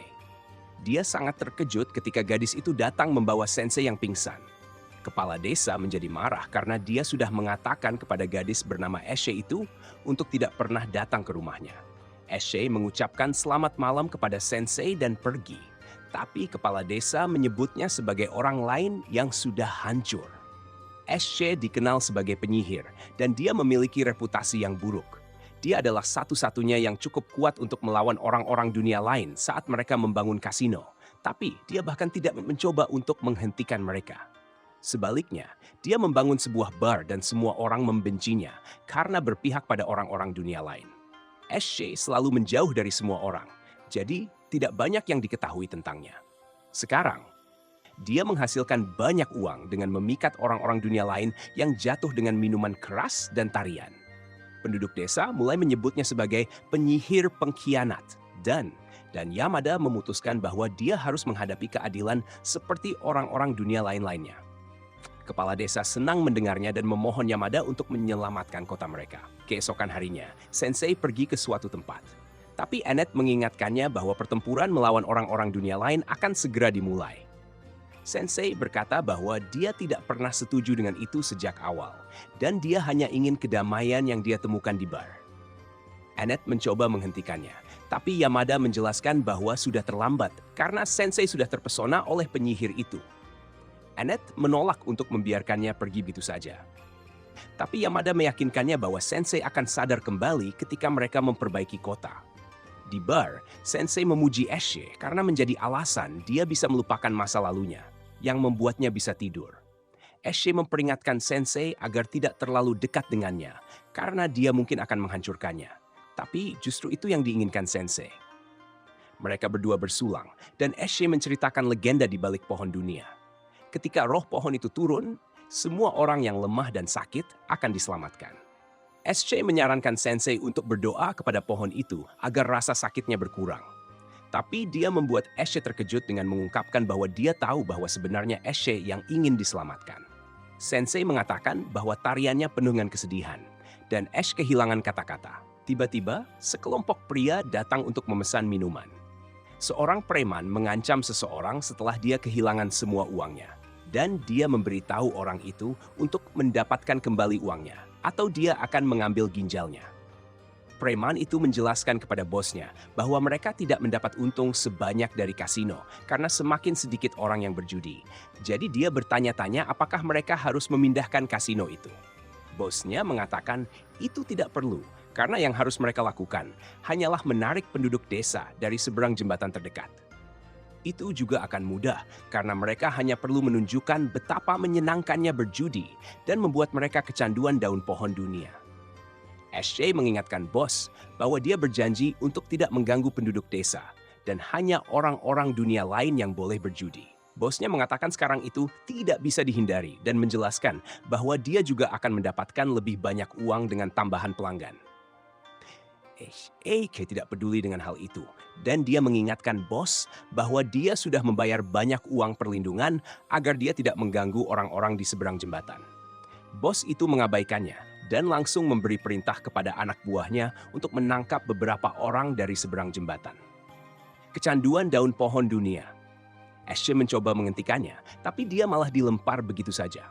Sensei mengatakan bahwa wanita seperti SJ tidak seharusnya disebut penyihir, karena sebenarnya dia adalah malaikat. Tepat saat itu, tanah bergetar dan para preman terkejut saat mengetahui bahwa sebagian kasino mereka telah dihancurkan. Yamada memberitahu para preman bahwa sudah waktunya menghadapi keadilan, termasuk si penyihir.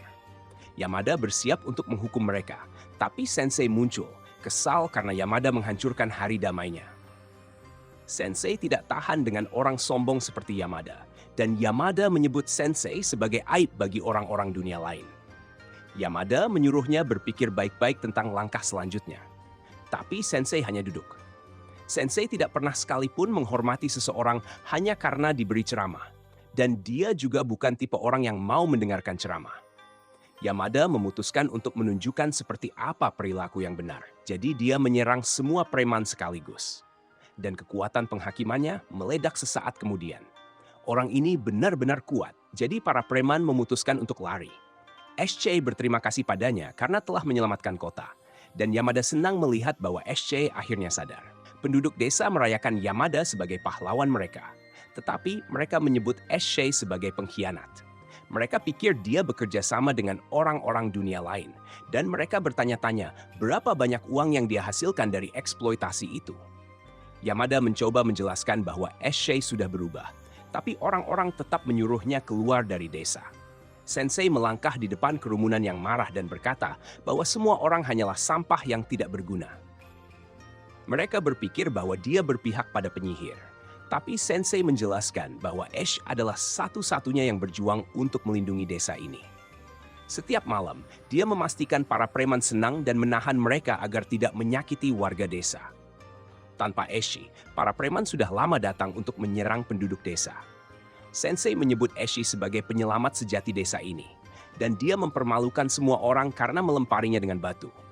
Tidak ada yang mempercayainya. Jadi Ashi berkata tidak apa-apa dan meminta maaf kepada semua orang saat dia pergi. Semua orang bersorak karena mereka berhasil mengusir penyihir dari desa. Tapi Yamada merasa ngeri. Sensei sudah tahu itu akan terjadi sejak awal. Dan dia menjelaskan bahwa garis antara kebenaran dan kejahatan itu kabur. Yamada bertanya-tanya apakah ini salahnya. Tapi Sensei tidak tahu. Yang dia tahu adalah bahwa kota ini dengan sukarela melepaskan pelindungnya sendiri. Para pahlawan kita pergi. Tapi kepala desa memiliki permintaan lain untuk Yamada. Orang-orang dunia lain menghasilkan banyak uang dengan menjual daun pohon dunia. Jadi mereka memutuskan untuk melanjutkan praktik itu dan menjual daunnya sendiri. Yamada merasa ngeri mendengar hal ini, tetapi kepala desa menjelaskan bahwa pohon dunia akan hidup kembali dan akan memberikan lebih banyak berkah kepada mereka. Kepala desa ingin Yamada menjadi pengawal desa agar dia bisa menegakkan keadilan lagi jika penyihir dan orang-orang dunia lain mencoba kembali. Yamada tidak percaya pada perubahan gelap ini dan kepala desa menawarinya 10% dari semua keuntungan. Yamada merenungkan kata-kata Sensei dan bertanya-tanya apa yang telah dia lakukan. Kembali bersama para pahlawan kita, Sensei berpikir bahwa dia tidak berbeda dari semua orang di desa itu. Sensei tidak bisa menyelamatkan Ash, dan semua orang merasa hal yang sama. Tiba-tiba, semua orang terkejut melihat pohon dunia mengering sepenuhnya.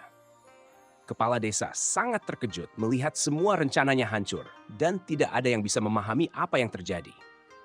Kembali ke Sensei, SC muncul kembali sebagai bentuk kehidupan yang sama sekali berbeda. Dan dia berterima kasih kepada Sensei karena telah memahami dirinya. Dia berharap Sensei bisa menemukan kedamaian dalam hidupnya, lalu dia menghilang. Untungnya untuk Sensei, dia mengisi botolnya dengan pil penenang. Sensei ingat bagaimana dia mengatakan bahwa ketika roh pohon turun, itu akan mengabulkan permohonan orang-orang yang sakit. Dan Sensei menyadari apa sebenarnya dirinya. Sensei menemukan momen kedamaian dan dia memakan pilnya.